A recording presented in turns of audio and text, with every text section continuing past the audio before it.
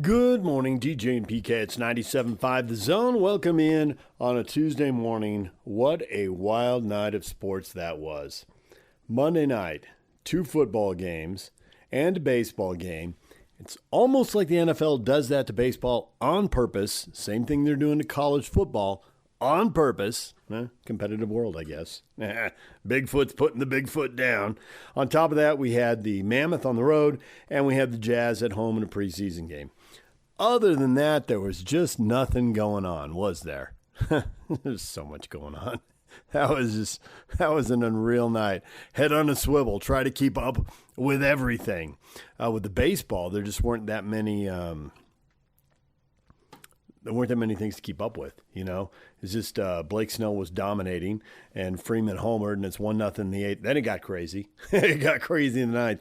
And that Dodger bullpen. Why put the Dodger bullpen in? I mean, really, at any point, why do it? Why just leave Snell out there?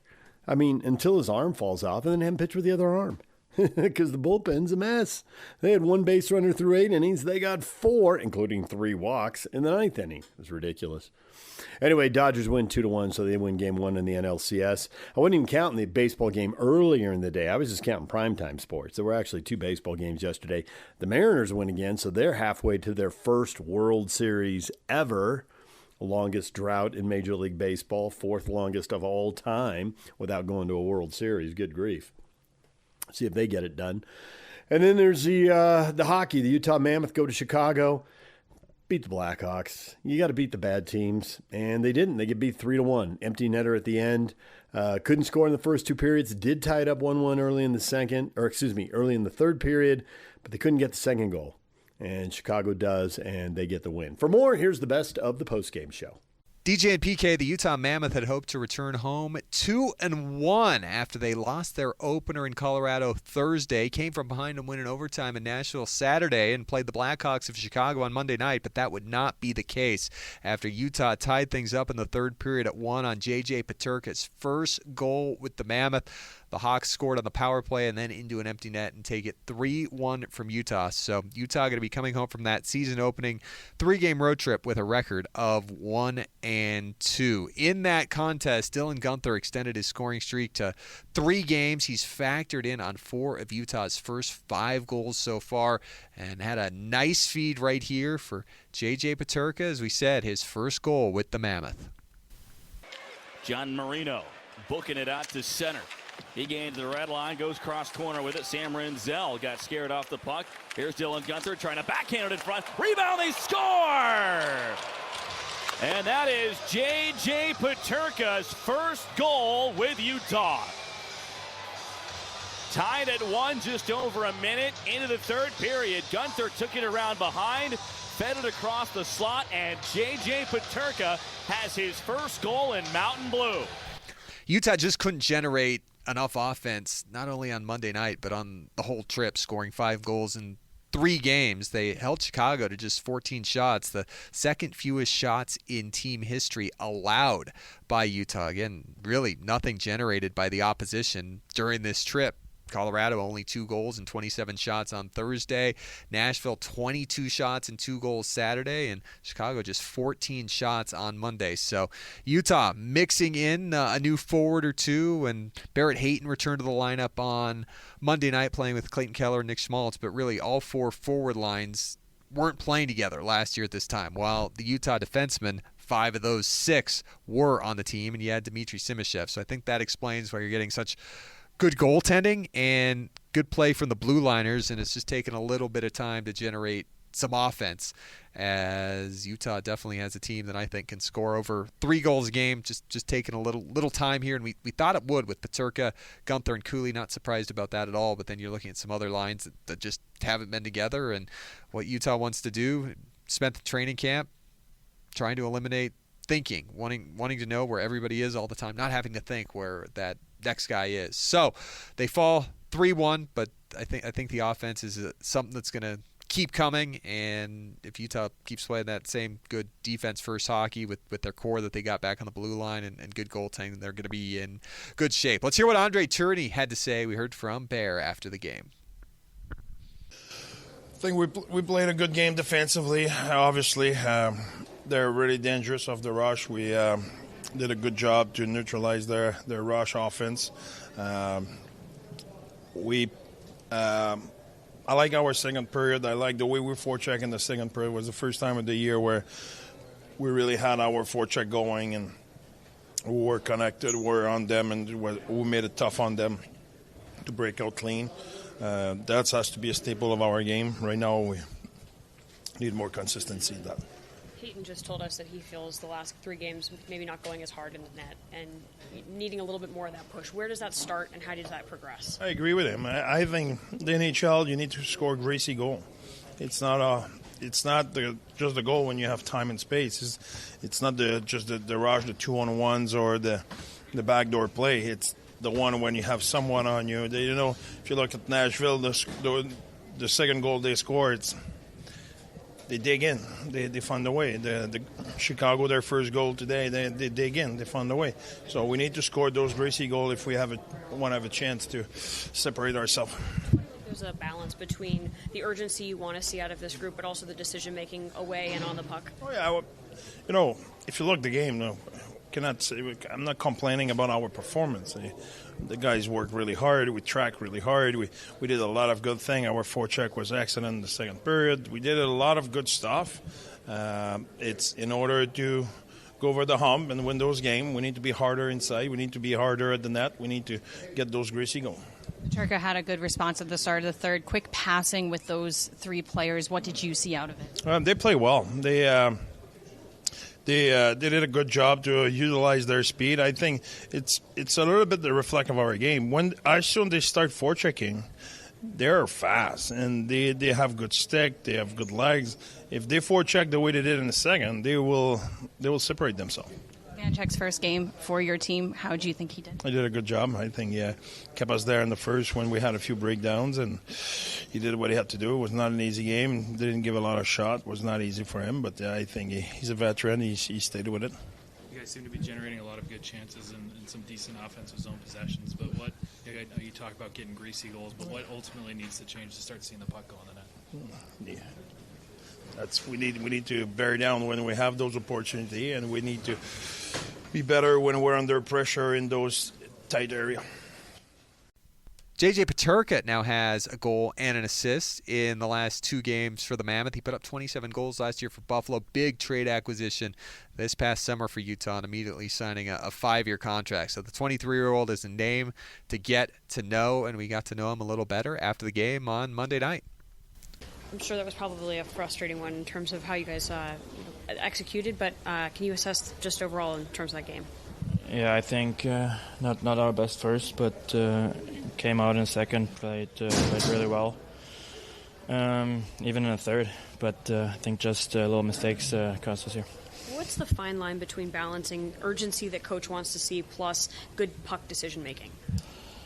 Well, I think going forward, just working harder. That's the key. They worked hard. They worked their ass off.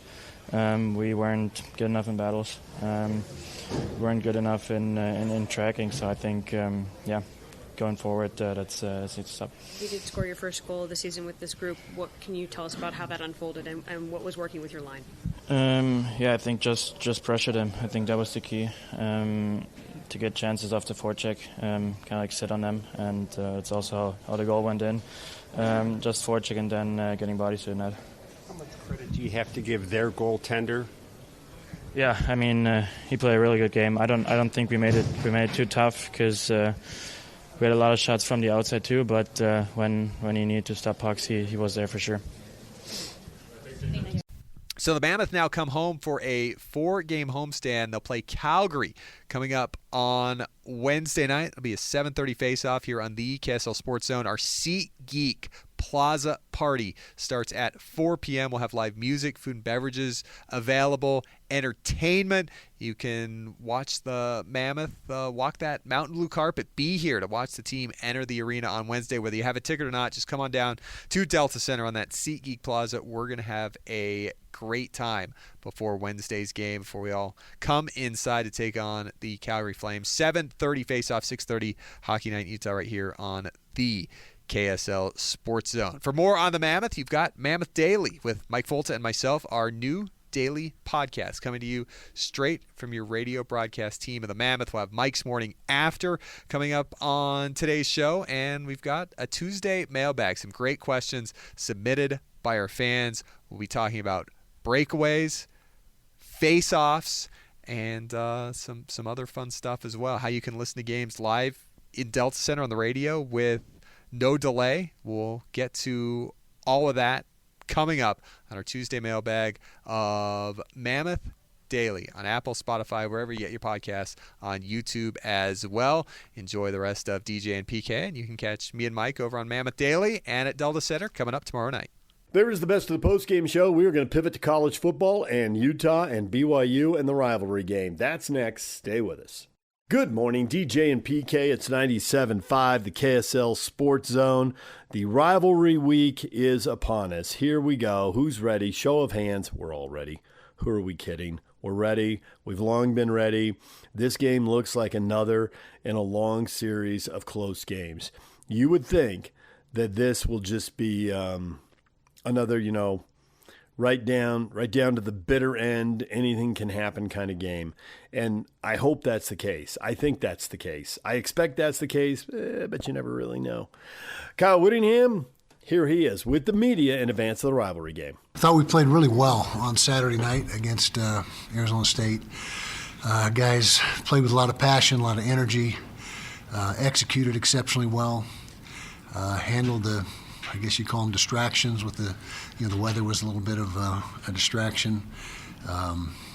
Changed warm-ups, that we had a different warm-up routine. And so I thought they handled all that stuff as well as they possibly could have. Ran the ball exceptionally well in the game. That was probably the biggest key in the entire game is our offensive line just imposed their will from start to finish. And Arizona State have been playing really good run defense all year long up until this game. And so we put 275 yards of rushing offense together. Didn't throw the ball a ton, but when we did, it was efficient. Devin was very efficient with throwing the football. Defensively, played exceptionally well. In addition, tackled pretty good. Played really good pass coverage. I think that was really, if you highlight what happened on defense, I would say it was the secondary and the corners in particular with their pass coverage. Played a lot of man coverage, and they were tested quite a bit up the field and held up just about every time. We had a couple PIs, and it wasn't perfect, but very, very pleased and thought it was our best game as a secondary on Saturday night. Special teams was solid, did really good things, had a nice punt return by Mana Carvalho. Blocked a field goal. That blocked field goal was a big play in the game, and we're just on the verge of scooping and scoring it, but we just couldn't quite get a handle on it. But anyway, it negated a scoring opportunity for them, and really gave us a little momentum boost. We already had momentum, but increased it. Came out of the game healthy. That was a positive. What else happened in that game? A bunch of sacks, and we got credited for 5 sacks, which is more like us. We had hadn't been sacking the quarterback at our usual rate this year, but that gave us a boost there. And overall, it was a very positive night, and a game that our guys really had prepared outstanding. For as far as the bye week and then the game week, it was really excellent preparation and great attitude, great leadership, and the coaches did a nice job. Very proud of the offensive staff, defensive staff for their plans, and really we're right on the money with the strategy and bottom line, good to get the win. So it's rivalry week. Got to go on the road. I guess it's going to be a big noon kickoff will be there, even though it's not the big noon game of the week. They'll be down there, and so we'll have to have a great week of practice as always. Between the two teams, there's a lot of similarities statistically. Both rushing for roughly the same amount, throwing for roughly the same amount, scoring roughly the same amount. Defensively, there's a lot of similarities as well. Both in the upper third of the conference in most of the key stats, and so should make for a great matchup, and away we go. Questions? Justin's question. Oh, okay, gotcha. He says, great win on Saturday. With this possibly being your last rivalry game, will you please take a few moments and describe the difference between playing or coaching in these past games? And which do you prefer? Okay, well, remains to be seen. That's the first part of your assumption. But always prefer playing. I don't think you'll come across anybody that was a player and a coach that wouldn't give you the same answer. When you're in the arena and you're playing and in the fray, there's nothing like it. And so coaching is the second best thing, but if I had a choice, there's no doubt that I'd rather be participating as a player rather than a coach. Kyle, you're in the middle of a rare stretch where you get 6 straight weeks inside the state of Utah. Is there any advantage or benefit that you can see just being able to stay in the state that long and not having to be on the road? Well, I guess that means that part of the season we were on the road quite a bit. I mean, it all balances out, and so I don't, as I said many times before, I don't really pay much attention to the schedule other than just tell us who we play, when, and where, and that's pretty much it. And so, but as that's kind of a unique situation, I'll agree with you on that. And I think, yeah, the less, travel, the better if you had your choice. And, not having to get on an airplane for a while, I think should be a positive for our team. Smith, I guess, had the opportunity to leave this offseason. What does it say about him that he stayed here at Utah, and how positive has that been for you? Yeah, well, lots of people had the opportunity to leave. Smith one of them, and that's pretty much standard in the industry now. But Smith is a big part of our program. He played maybe his best football on Saturday night. We're elated that he's with us still, and how close he was to leaving, that may be overblown a little bit. But he's a very good player for us, and we're, like I said, glad he's on our football team and does a lot of good things for us. What have you seen from BYU quarterback there, Bob? I'm just going to focus on us this week, our guys, our coaches. So I'm not going to give much thought on the opponent this week. And so, really, you have to ask them, what they think of Bear. So. You said that. What's on your mind, Sparky? You want me to bring up your you said when you first had the NIL and all that you would see a time when the top 25 would reflect the same amount of money. Are you not seeing that now? I'm wondering if you've seen that, yes. In particular in the Big 12. Oh, who's leading the Big 12 right now? Who's the team to beat? Texas Tech. Who had the most budget by far? Texas Tech. So I think yes. The short answer is yeah. I think we're seeing that play out. And it's not a complaint. It's not a Tech, you just have all the money. It's not fair. Congratulations to them. They're committed to winning. And so it is playing out within the conference as well as on the national scene. Coach, would be curious your thoughts on Spencer and Logan Fano and what they mean to you in your program. Tremendous players, tremendous people. Captains, both of them. That says a ton about what our players think of them, because the players vote for those captains. Both high caliber players. It's been well documented that Spence is potentially a first round draft choice, and Logan, in my opinion, is not far behind. We're blessed to have them in our program. They do so many good things for us on and off the field, and they're really instrumental to our success, both those guys. Kyle, tampering has been a hot topic in college football, and it's kind of become a chasm as part of this rivalry, given guys are transferred back and forth. I'm just curious, with teams with so much money and obviously indirect sources from BYU and other players and programs across the nation, does that, I guess, enhance the stakes of the rivalry or kind of give you guys an edge in that landscape? I don't know that it gives us an edge. And I haven't done the math. I don't know if we've lost more going down there or vice versa. I couldn't tell you. I probably should be able to tell you, but I can't. But, I just think that, you focus and win with the players that you have. You focus on those guys. You can't worry about who's not here, who was here. And that's an old Norm Chow axiom. He told me that. He said, just worry about the guys that you have and win with the guys that you have and don't worry about anybody else. Kyle, there's a lot of coaching connections in this rivalry. Sure are, yeah. And Kalani's talked about in the past how much of a mentor you've been to him in his progression as a coach and in his coaching career. In what ways have you tried to mentor your former assistants and your current assistants to help them be successful? Well, as the head coach, that's your responsibility to mentor your staff. A lot of them don't need much mentoring. They're really good coaches just on their own. They stand alone. But you're right. There's a lot of coaches down there that were here. Grateful for what they gave us while they were here. They were all outstanding for us and did an excellent job. And Kalani is a good friend of mine. That's no secret. And he's become a outstanding head coach. And that's just, back to your original question is you want to do everything you can as a coach to help your assistants progress, get to the next level, whatever that may be, coordinator, head coach, somewhere else, whatever the case may be. I think that's an obligation, and one of the core responsibilities of a head coach is to try to get his staff to be able to excel and progress.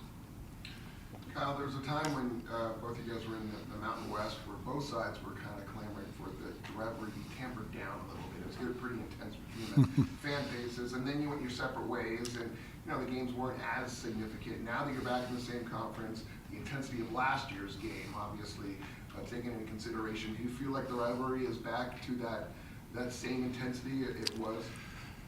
Yeah, I think it's always been intense.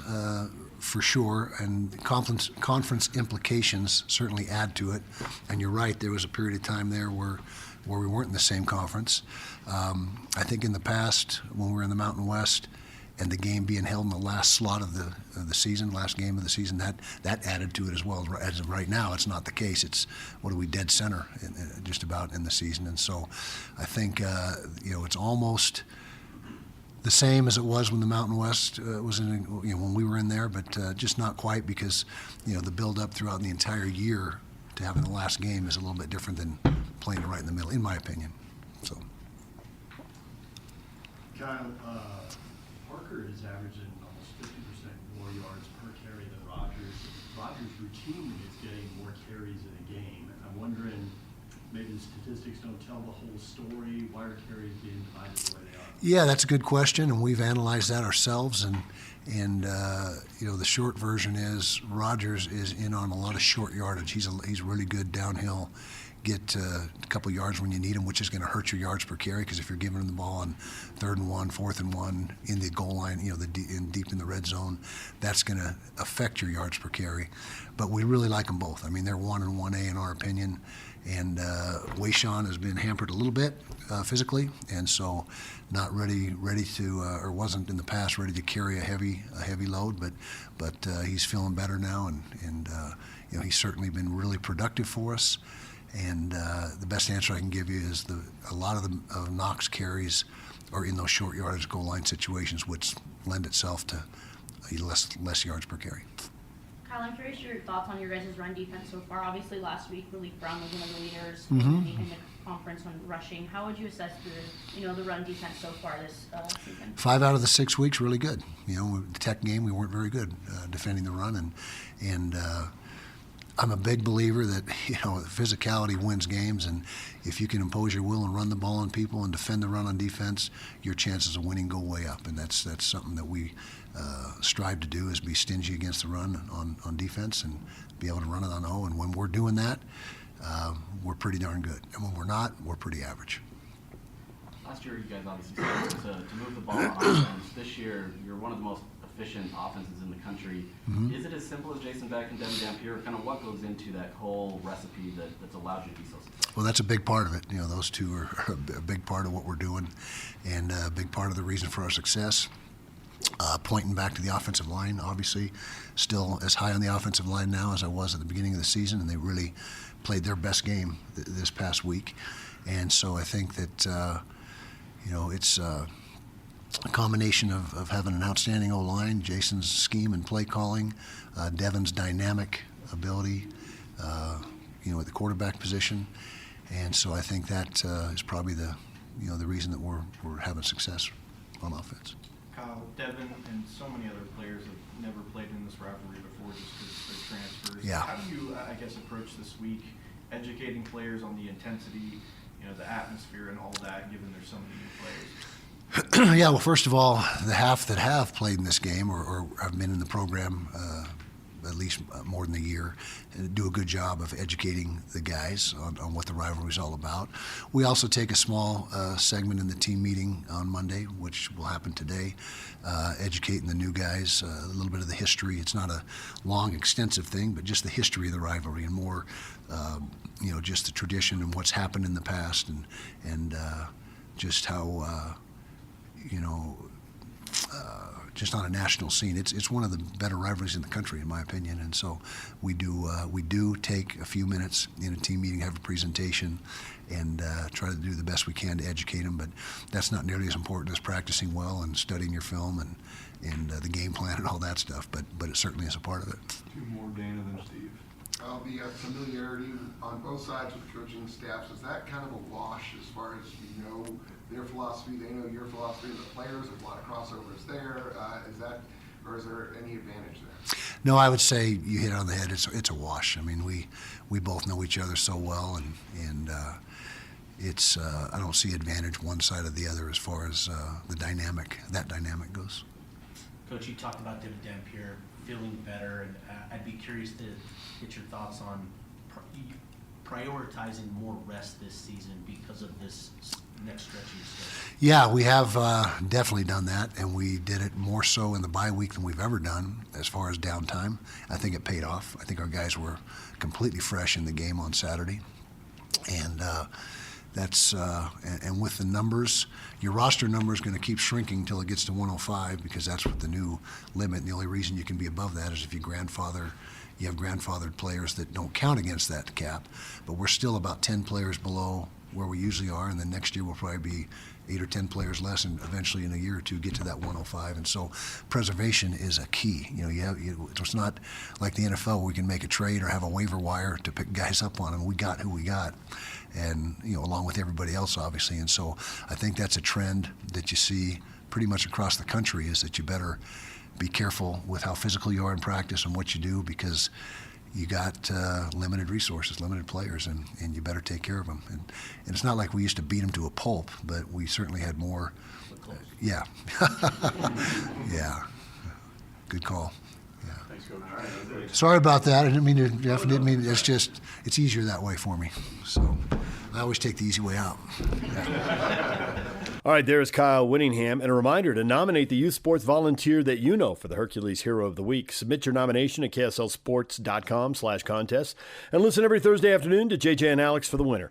Help us celebrate the efforts of those volunteers making an impact with the Hercules Hero of the Week, sponsored by Hercules First Federal Credit Union and Beehive Meals. Kalani Sitake, his thoughts on Rivalry Week. Next, stay with us.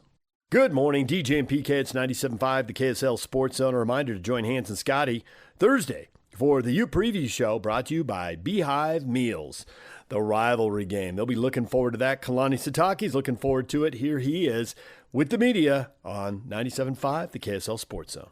Game week. We're excited. Had a good weekend and a great victory against a well-motivated Arizona team, and had to take a double overtime game, but I thought it was good for our team, good for the program, and celebrated that, had fun, and now our focus is on to our next opponent, which is our rival, and this is a rivalry week, homecoming. It's going to be a lot of fun, so we're excited about the matchup, and there's a lot of connections between BYU and Utah, and so that'll be another fun part of it. But that's no different than what you see in a household here in the state, and there'll be people cheering for their team, and that's what makes the rivalry so much fun. It makes it, like I said before, I've said this last year, that It makes a lot of sense. We're in the Big 12 together. It just makes sense that we should be in the same conference, and we should do this every year. So I'm excited about the matchup. Watching Utah on film, really talented team with so many different weapons, and that's in all three phases. They can well coached, and when you know you're going up against Kyle Whittingham and his staff, the players are going to be well coached. They'll be tough and they'll be physical. So it's going to be a great matchup, and we're looking forward to the challenge this weekend. It's taking our best focus and it has every bit of our attention. So we're excited about the prep that we can do today, and recognize the talent that they have there, and have a lot of respect for the program and their fans, and my personal connection to them. And we have a lot of that here, and they have a lot of that there. So it'll make it really, really fun, and I'm excited to see these guys play on the field in LaVell Edwards Stadium. It's good to have the game at home this year, and I'm looking forward to it, and it's going to be a lot of fun. So what questions do you guys have for me? Our first question will be from John Coon. Kalani, you've talked a bit about this in the past, considering how much of a mentor Kyle Whittingham has been to you in your coaching career. In what ways specifically is he kind of influenced your development as a coach and your coaching philosophy? Yeah, in so many ways. I mean, I worked 10 years with him. Learned a lot from him, and watched him grow in the industry and in his position. I watched him and saw the transition that he made from going to a coordinator to a head coach, and then how he handled going into the from the Mountain West to the Pac-12. And I had a front row seat to all of it. And so, there's a lot of things that he has helped me with as a coach in the profession. And I know that he's had a huge impact on our staff too, with a bunch of guys that are here coaching. So, I'll always have a lot of love and admiration for Kyle. I mentioned he's a mentor of mine, but it's also the connection I've had to that university, and I was there for a decade, so I was able to make some unbelievable friends that I consider family, and meet some wonderful people. And so that's what makes it fun, and hopefully as we go through it, and people can understand where I come from and why I have so much respect for them. And I think our fans here understand that. And, so there'll always be a connection there. And I'm glad that other people are experiencing it themselves. I mean, there's coaches that are there that I'm close to, and that I consider close family. And so it's a lot of fun, man. This is how it works. I mean, that's I have a niece that's in their color guard that performs there, and I have a lot of family that have graduated from there. So, and I'm no different than a lot of people in the state, and so it's going to be a fun rivalry game, and we're looking forward to the matchup. But yeah, there's a lot of things that Kyle's helped me with, and that I value from him as a mentor, and then even connections to Coach McBride and others that have been there. So it's been really cool for me. Next question from Jay Drew. Yeah, Kalani, two-part question. Aaron Roderick has done quite a job with Bear, with the kind of the situation he's been thrown into. How would you just describe how well Aaron has done with Bear? And then also, when you hired Aaron to come on the staff, he obviously has the Utah ties like you. Does this game, because of that, have any more significance for A-Rod? What was the first question? Was about Bear and how A-Rod brought him along? Yeah, I trust A-Rod, and I think one of the most difficult positions in BYU football is to be the OC.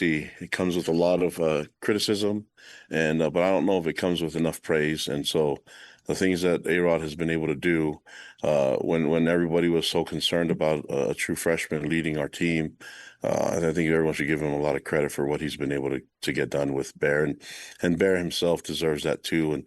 But with all that said and done, man, I want to keep him humble. Our goal is to stay humble and stay hungry, and in order to do that, you have to keep working and have to keep trying to get better.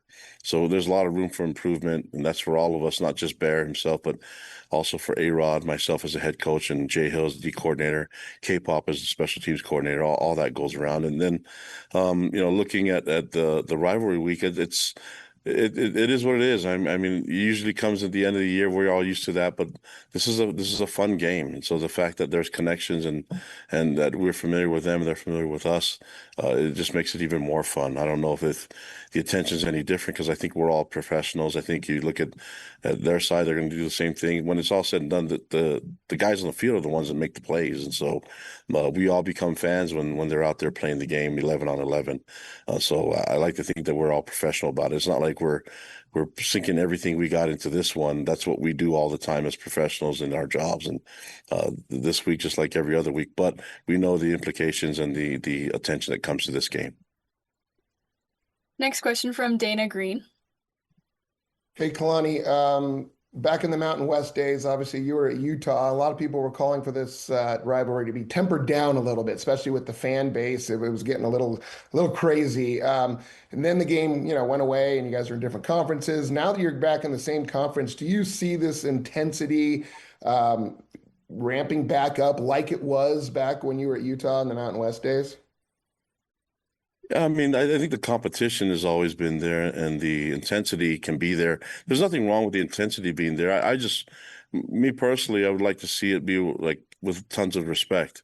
Whether we want to admit it or not, we actually need each other. This is a great rivalry when we have each other on the schedule, and regardless of the outcome this weekend, I mean, there's a lot of different things that can happen that we'll probably need each other's help. And so I don't think I've said it before that wishing bad things on others is not good for the soul. And I'm not trying to tell fans how to do it, but it's got to be a lot more fun when you can actually have and talk about the respect that you have for each other, and that there is connection from both sides. I mean, you just look at the coaching staff and on both sides, you see the impact on that both schools have on each other. I mean, that's just the type of rivalry that it is. And now the transfer portal, there's players that we have here that were there, and there's players that we had that they had there that are here now. So, and honestly, I have a lot of love and respect for everyone that's involved. And so, it's an honor for me to be the coach here and to be part of this game. And I think it'd be a lot more fun if we can have just value you could be a fan, and I'm just telling you, it's just so much more fun be a fan cheering for your team rather than cheering against the others. That's how I view it. But fans gonna do however they want. I'm just telling them, just try it, man. It's a lot of fun when you cheer your team on, and you show a lot of respect for the opposing team. It's a different way to do it, and it's a lot more fun and enjoyable. And then I wanted to ask you quickly just about Devin Dampier. I mean, he is fully healthy again. This is a guy that can beat you with his legs and his arm. What do you see from him? How special of a quarterback is he? Yeah, super talented, and he's tough, man. He has great vision, and that's in the passing game and in the running game. He's an efficient player. So when you look at his stats, I mean, he knows where to go with the ball, and he's well coached. I think Jason Beck's done a great job tutoring him, mentoring him, and there's a reason why they brought him, with him. And so I think he looks really comfortable out there, and whatever you need him to do, he's willing to do it, and super tough. I think a lot of attention will go to his legs because he can run, but he can throw too, and I like this overall presence on the field. Definitely respect what he does, and he's going to be dangerous. He's got our attention. I know Coach Hill and the rest of the coaches are trying to find ways to try to see if we can disrupt his timing and disrupt everything that he can do positively on the field. But that's easier said than done. He's a really good player. He's tough, and then you complement that with a really talented O-line, very athletic and tough, and then tight ends that can block, receivers that can catch the ball, all that stuff. They got a really good team on offense, and then you already know how I feel about the defense and defense coordinator with Morgan Scally. He's a good friend of mine, and all the coaches that are there that I know really well, Lewis Powell and all them. Those are my guys, But this is when it comes down to it. We're not the ones playing the game. We had our moments already. We're old has-beens or never was, but it's kind of fun to see these young guys get after it. And I'm a little jealous. They're in the Big 12 and they get to do this. We were in the WAC in the Mountain West when we got to do it. So this is a really cool upgrade for the rivalry game. Next question from Jake Hatch. Kalani, you talk about the high-profile nature of this game, big noon kickoff coming back to Provo. Does that add anything to you guys and just the feeling around this? Yeah, I just have to show up in the morning for it. That's the only thing that adds to me. It just messes up my hair cutting appointment. But other than that, yeah, we've had them here before. I believe they came here last year when we played Arizona, and that was a lot of fun. I mean, it's really cool whenever you can bring attention to our stadium and to our fans here in Provo. It's going to be a lot of fun. I know our fans will represent well and cheer for our team and respect their opponent as well. I also wanted to ask you, these are two teams, you guys have run the ball very well on both sides. Does that, in terms of your defensive philosophy, are you aware of what you need to do to slow down a guy like Devin Dampier in their rushing attack? Yeah, I mean, I think everybody's aware and that they've all tried it. It's easier said than done, and he's super talented. There's a reason why he's one of the most efficient quarterbacks in college football. So, we'll have to figure out a way to slow him down. I don't know if you can stop him, but we're going to try our best, But super talented kid, man, and I like his presence. I like his leadership. You could tell that they respond really well to him and him being on the field. So, but this is a complete team. They have, they're ranked for a reason, and they have, all three phases are rolling. So it's going to be a great matchup. I'm excited about it. Next question from Mitch Harper. Kalani, how much education or insight about this game do you give to guys like Bear and other individuals who are new to this rivalry? I don't think I have to have anything special for them. I mean, they know the importance of the game, but I think Bear knows enough. He knows enough that he keeps playing at a high level. That's all we need him to do. And part of his progress and his growth is that he learns things week to week. So this would be another cool experience for him. I'm excited that we get to be at home, being on the road last week, and it's going to be exciting that we get to have this game and this type of rivalry alive and well. So it'll be fun. When you guys got Keanu Tanavasa out of the transfer portal, were you surprised at maybe just the reaction that caused in the rivalry, whether on social media and among fans, and just how do you feel like Keanu's transition being at BYU? Was I surprised? I mean, I think fans are going to react however they want. Just hope that they respect the fact that it's a personal decision for these young men. I mean, there's players up at the U that played for me here, and I love what they did for us in the program and their presence when they were here playing. It was an honor for me to be their coach, and I'm proud of them. I'll always cheer for their success as they move on, but just not this weekend. But they can understand that, But I think I hope that everybody can understand that those are the rules and with the transfer portal, and it doesn't have to be anything so negative. I think you want these young men to be happy and be where they feel like they belong, and it goes both ways. We've lost players in the portal and gained some, and I feel like the players that we've gained have been a perfect fit for what we want here. Next question from Kyle Ireland. Kalani, the last two games, you guys have been on the wrong side of the turnover situation, but you've come out with victories. In the rivalry game, it seems like those mistakes have kind of been amplified over the years. How do you go about correcting those mistakes and focusing on not letting the emotions of the rivalry game play into the turnover situation this weekend? Yeah, I mean, I think that's every week we want to get better and we want to correct the mistakes. I think that goes with us just teaching.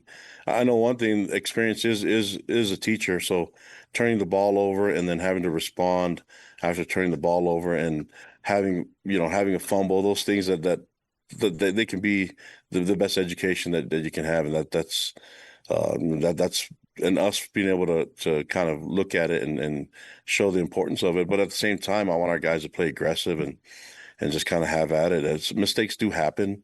It's how you respond to them that gets you where you're at. And obviously, we had some mistakes this last weekend. I love the guys' response and the belief that they had that they could still win the game. And we may need to do that, in games week to week. But I think it will make things a lot easier for us if we can gain turnovers and minimize hours on our end.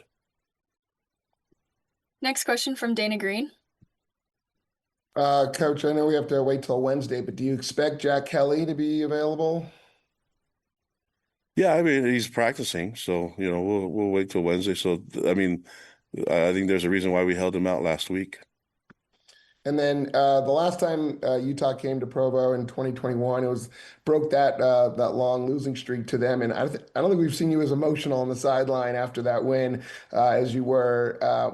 How important was that victory? And obviously you won last year, but to end that streak at Lavelle Edwards Stadium, how important was that?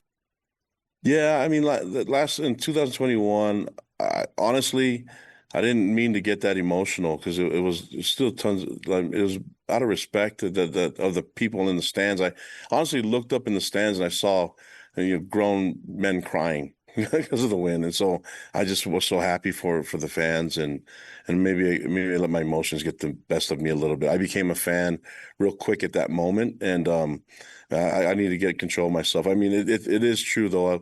Before I played for Lavelle as a football player here at BYU, and before I became the head coach, I was always a BYU fan from the beginning, even cheering on the players like Kyle Whittingham when he played for the Y. So that's always going to be in me. I just try to make sure that doesn't show as much as my responsibilities and my demeanor needs to be as a head coach. Last question from Jake Hatch. Yeah, Kalani, as you look forward to this game, you've already mentioned Morgan Scalley's defense.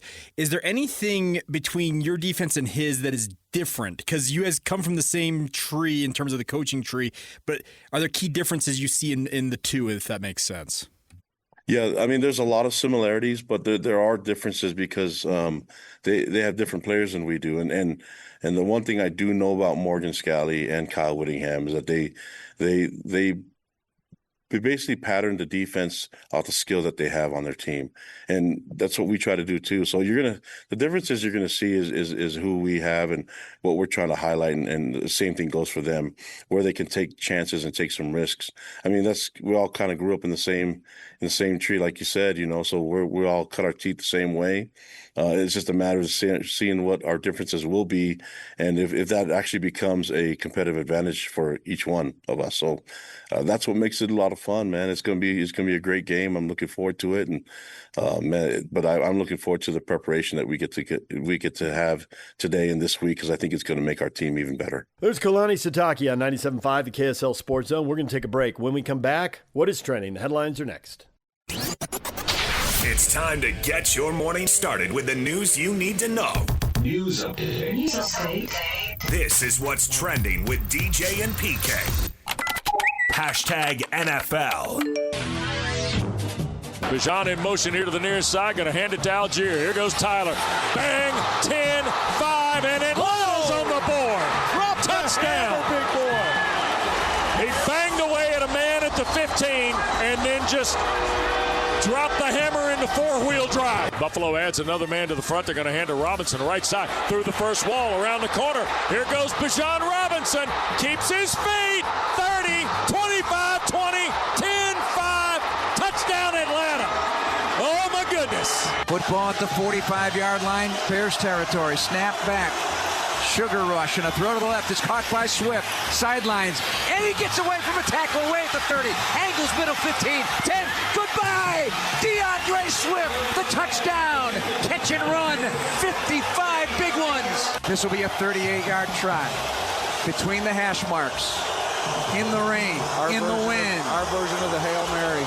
Scott Daly sends it back. Spot down. Kick up. Jake Modi from 38. It is gone. Time expires. And the Bears win. Their third in a row for the first time in 5 seasons. Off of Jake Moody. We haven't even met Jake Moody yet. Highlights for 2 NFL games on Monday night. The Falcons beat the Bills 24-14. Bills just looking unfocused, weird vibes out there. Guys like, oh, what's going on? You practiced all week, right? I don't know. It wasn't clicking. It didn't look like the Bills were supposed to look, PK.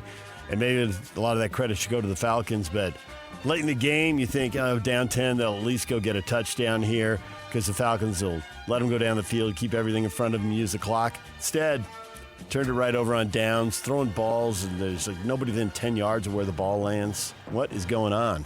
You're going with the brand names, huh? It's a mess. Maybe the Falcons are better than you think. Absolutely. Could be. They're off to a nice start. They've been down for a while. They've had a chance to pile up a lot of draft picks.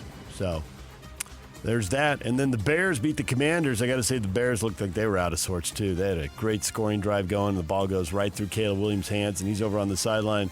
What happened? What happened? I don't think that's what your teammates want to hear from you. But let a game-winning drive. Down on him. I am down on him. It was not good. They but won the the end result was they went out and they had the game-winning drive, which the weather was terrible there, and that was part of what happened. The ball going through his hands on a wet night. Not really that hard to believe or that surprising. Washington couldn't even execute a handoff. Nope, they had the same thing. Gave that thing away with a fumble late in the game. Gave it away. Bears kicked the late field goal and they win 25-24. Titans fire their head coach. Brian Callahan is out. The former Utah quarterback, Mike McCoy. We'll have Frank Dolce on later this morning. We can talk to him about Mike. Mike is now the interim head coach of the Tennessee Titans. Is he friends with Mike McCoy? They played in adjacent years, so I think they know each other, although I'm not sure. I can't remember if McCoy redshirted while Frank was playing. I think he came in as a JC transfer maybe right after him. But I think they know each other. We'll find out. McCoy's been a head coach before in the league. He's been a long-time offensive coordinator. He's been a coach in the NFL for decades now. So he'll get a shot here. Lions safety Brian Branch, 1-game suspension with pay for his role in sparking the brief brawl at the end of. That's without pay, Yuck? Okay. Without pay. Worst kind. For the end of Sunday Night Football, Detroit, Kansas City. He's appealed the suspension. So we'll see. Pittsburgh Steelers coach Mike Tomlin questioned the move the Browns made in trading quarterback Joe Flacco to the Bengals in a rare intra-division trade between two rivals. To be honest, it was shocking to me. Andrew Berry must be a lot smarter than me or us because it doesn't make sense to me to trade the quarterback you think enough of to make your opening starter to a division opponent that's hurting in the area. But that's just my personal feelings. What does he care? Well, I think he's looking around and the Steelers are like, has this division just been gifted to us? The Ravens and the Bengals, who have top 5, maybe top 4 quarterbacks. So why would he criticize it then? If they have injuries, it opens everything up. Maybe Cincinnati can get it together now. Well, you just said the division was gifted to him. I think it is, but maybe Tomlin doesn't. It's there for the taking for the Steelers in a way we might not have guessed at the start of the year. But injuries happen. Certainly a way I wouldn't have guessed at the start of the year. But injuries happen, and those elite quarterbacks are sidelined. I don't think it'll be enough for the Bengals to get it together and have a great season, but maybe Tomlin apparently raising an eyebrow there. DJ and PK. Hashtag college football. I love Penn State. Met my wife there. It's my alma mater. Fan since I was born. I think probably had a Penn State shirt when I was born. I love Pat Kraft. And really sad to see Coach Franklin go. Matt Rule, not exactly shutting down the rumors, the whispers, the speculation about him being the leading candidate for the Penn State job. He's at Nebraska right now. He did say, I'm really happy here. But he could leave a place where he's really happy and go to a place where they pay more. And he has roots, and he could be the leading candidate. Penn State AD Pat Kraft acknowledged James Franklin's record in big games played a role in the school opting to move on from him despite owing him $49 million in a buyout. Franklin 4-21 record at Penn State against AP top 10 opponents, 1-18 against top 10 Big Ten opponents. North Carolina coach Bill Belichick called the rumors of his negotiating a buyout with UNC categorically false and that he is in there for the long haul with hopes that his process will result in a winning program. Belichick said there were things we could have done better, but widely praised and battled GM Michael Lombardi as having done a good job despite their 2-3 start and apparently lacking talent on the roster. Well, duh. Yeah. DJ and PK. Hashtag Utah Jazz. Jazz lose to the Mavericks in preseason game 114-101. Bryce Sensabaugh led Utah with 16 points. Ace Bailey played just 11 minutes before leaving due to what Will Hardy said was tendinitis in Ace's knees. Utah plays one last preseason game Thursday night at the Delta Center against the Portland Trailblazers. And then on to the regular season. I'm not going to allow that this year. Not going to allow what? It is simply Delta Center. DJ and PK. Hashtag college basketball. The AP Top 25 polls out. BYU is number 8 in the preseason AP Top 25 poll released yesterday. It's the highest preseason ranking in program history. As Kevin Young looks to lead the Cougars to new heights this season. He's the most impactful Young since Brigham. It's as simple as that. There it is. Sorry, Steve. State. Move over, Steve. Places, people that would never come here understand this is the place. And here they are. It's so big. They got a couple of exhibition games, but their first regular season game is November 3rd in Las Vegas. Mm-hmm. Yeah, I'll be there. That a kid. It's that big. Mm-hmm. Demand your presence. It does. It's like a big game is a magnet. PK, magnet. Sometimes you repel, sometimes you are attracted. You are attracted to this big game. Yeah, well, they called and asked me if I could cover it, so I said yeah. BYU right behind Duke and Michigan, right in front of Kentucky and Texas Tech. How about that for a neighborhood? There's your second 5 right Better there. than my religious one in Sandy. Ooh, there it is. All right. DJ and PK. Hashtag Major League Baseball. The stretch and the pitch. Julio swinging a drive deep down the left field line. Stay fair. It is a fair ball. Goodbye, baseball. Julio Rodriguez. Rosarena, the go-ahead run at second. The next offering. Swinging a fly ball drilled right center field. This is back at the wall, and it's gone. Jorge Polanco, Mr. October. A 3-run smash over the wall in right field. 1-0. Is a fly ball to center. It's hit pretty well. Frelick's back. Frelick's at the track. Frelick settling up at the wall. He jumps up, and he caught it. Oh, he bobbled it, but he ended up catching it. Tagging at third is Hernandez. Here's the throw home, and he is going to be out at the plate. So now the Brewers are going to have another out at third as Contreras is going to run to the bag and double him off. And the Brewers are going to get out of this inning. So here we go. The 2-2 from Trinan. Terang strikes out swinging. Blake Trinan slams the door. That's a win for LA. 2 baseball playoff games. The Mariners are halfway to the World Series, up 2-0 in the American League Championship Series as they dominate Toronto 10-3. Mariners have never been there. 49th year of playing baseball. Maybe, just 2 games away. Meanwhile, the Dodgers. Okay, Blake Snell was just awesome. 1-hit shutout ball through 8 innings. And then the bullpen, PK. The bullpen. A walk, a double, a couple more walks. They give up a run on a sac fly, but somehow they escape. Well, yeah, the Blakes had it going on. The Blakes. Both Blakes. Yeah. Blake squared. Yeah. Blake's the second power. Weirdest double play I've ever seen. 8-6-2. It's a ball off the wall with the bases loaded. And it's a force at home plate. And then the catcher jogs to third for another force because the runners are confused. They don't know if the ball's caught or what. Don't know whether to advance or not. You got to look at the umpires, man. Yeah. They gave the safe sign right off the bat, and Hernandez can't field. He can't run the bases. He can just hit home runs. I mean, I don't know what was going on there. Even with that in mind, they should have still been able to score the runner, even if the guy on first was irrelevant, but the runner on second, even if he didn't know, at least you get at least a run off of that. But they didn't, but they still won the game. So that's it becomes an oddity. But footnote, yeah, it was a weird play. And then I picked Toronto to go to the World Series in the spring, and wow, they just got bludgeoned. I mean, I literally can say my prediction. I wasn't potentially anyway. It's not over, but potentially I'm an entire country off. Yeah, I don't think that's as bad as it sounds. Sounds bad. I don't think it's actually that bad. Well, you thought Dodgers-Jays in the World Series, right? Yes. Yeah.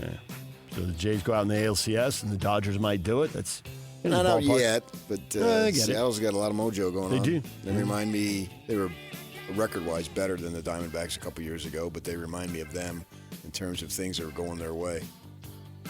DJ PK. It was. They got 3 Diamondbacks in their starting lineup. So maybe that's it. Yeah. That's it. Jeez, Yak. Thank you. You're welcome. Yeah, thank you, Arizona. #NHL. Here's Dylan Gunther trying to backhand it in front. Rebound, they score!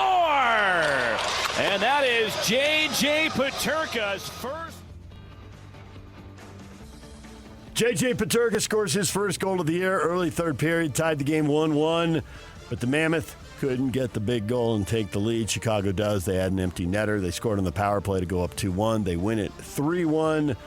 The Mammoth figured to be in a lot of close games again, PK. Last year, a lot of those late goals, third period, overtime, went against them. They got to turn some of those around, and they did in Nashville. And against a Chicago team that had been giving up a lot of goals, somehow they managed just one.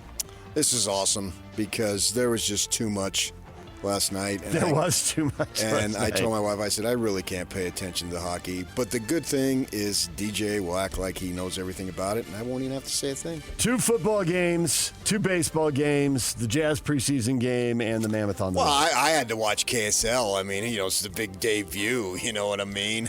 I mean, wow, look at me, you freaking traitor. But, it was good for you. Yep. Wow, a traitor. Yep, that's what he said right there. Yeah, you got traded.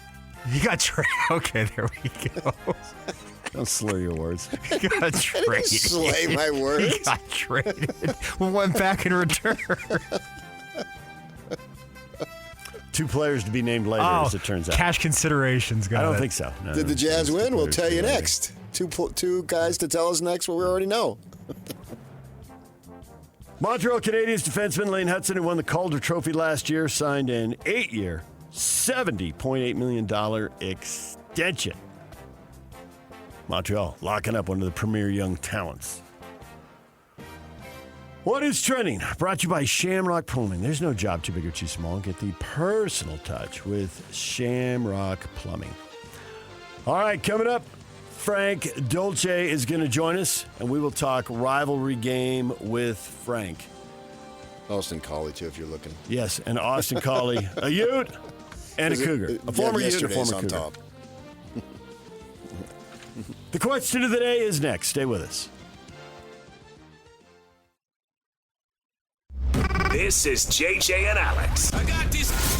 Bill Bender joins us. Sporting News, where you can find his byline. Texas Tech's defense is really impressive. I would say I think they're half of the Big 12 championship game. The other half's the part I can't figure out. I mean, will it be a Utah rematch? Will it be BYU? We should want Big 12 in every conference. We should want parity and fun games and fourth quarter lead changes. And every time I turn a Big 12 game on, there's excitement. Even like TCU Colorado. We came down to the wire a little bit there for a minute. But the best path to the playoff and the national title game is to have those 2 or 3 schools that separate themselves. That's one thing that frustrates me about college football, if I'm honest. I'm a big NFL guy too. I love Watch Sunday. But the beauty of the NFL and why it sells more than anything else is we literally change our mind about who's going to win the Super Bowl every second. Catch JJ and Alex afternoons from 3 to 7 on 97.5, the KSL Sports Zone.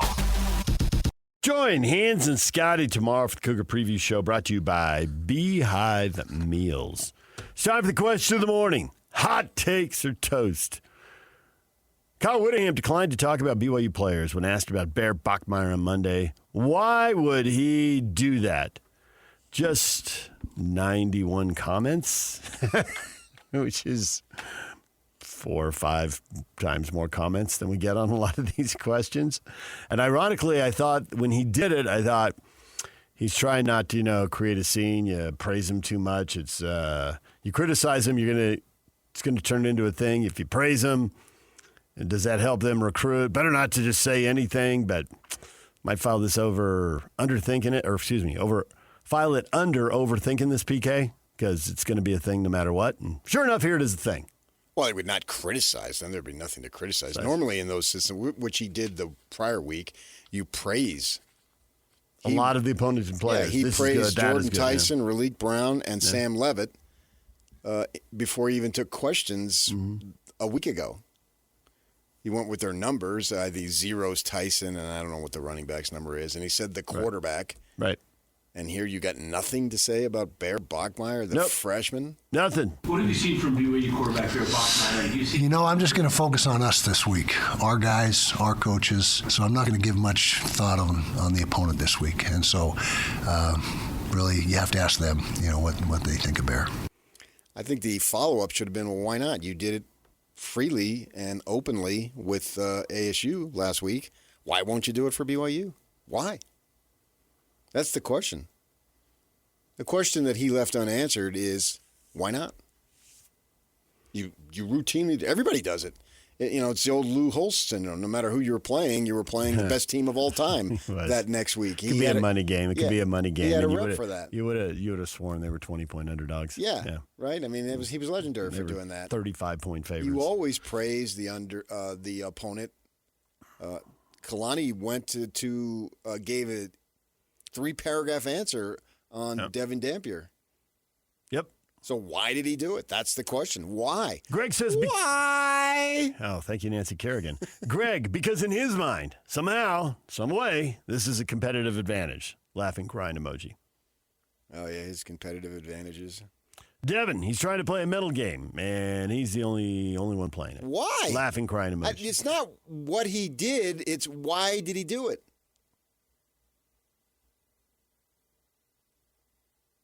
Denise, because he doesn't want to create bulletin board material, which you get around by just praising everyone, even if it's a money game. Oh, he's great. He's been off to a phenomenal start, man. Film I've seen on him, he's great. That's billboard, our bulletin board material. That's billboard material. Everybody knows in Rocktober, he's Rock Meyer. I want to rock Meyer all night. And he'll dance the Cougars into sunlight. Thank you, Michael. Kimberly, because he's focusing on his own team, as it should be. Well, why wasn't he focusing on his own team last week? Because we change nothing. We do everything the same every week. But wait, you change that. What's funny to me is if you're a Cougar, you have to rip them. And if you're a Ute, even though it makes no sense, you have to defend them. You just have to defend them to the utmost. So then, under that theory, guess Scotty's affiliation here. Because he's a bleep, he mastered the art in the school of herb. Coug. Scotty he went to San Dimas High. He's from Paris, France, and he lives in Mumbai. Well, that's not our typical listener. I think that's faults, and faults. There's a decent chance that that's all made up, yuck. So why would he go San Dimas, though? I don't know. Maybe that part's San Dimas High School rules. Brian Patterson went to San Dimas. Movie reference, San Dimas, yeah. Brian Patterson went to San Dimas. My coworkers at the Daily Breeze. Oh, yeah? Okay. He's now the prep editor at the Orange County Register. Living large, covering modern day. All right. He actually coordinates it. He doesn't cover it.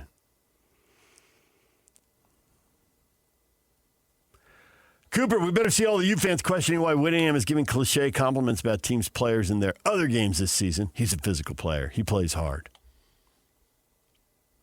Oh, he gets after you. The defense is flying around. Yeah. It's just unusual right off the bat, man. Yeah. Laying down low. See, I think what he's doing actually is not different.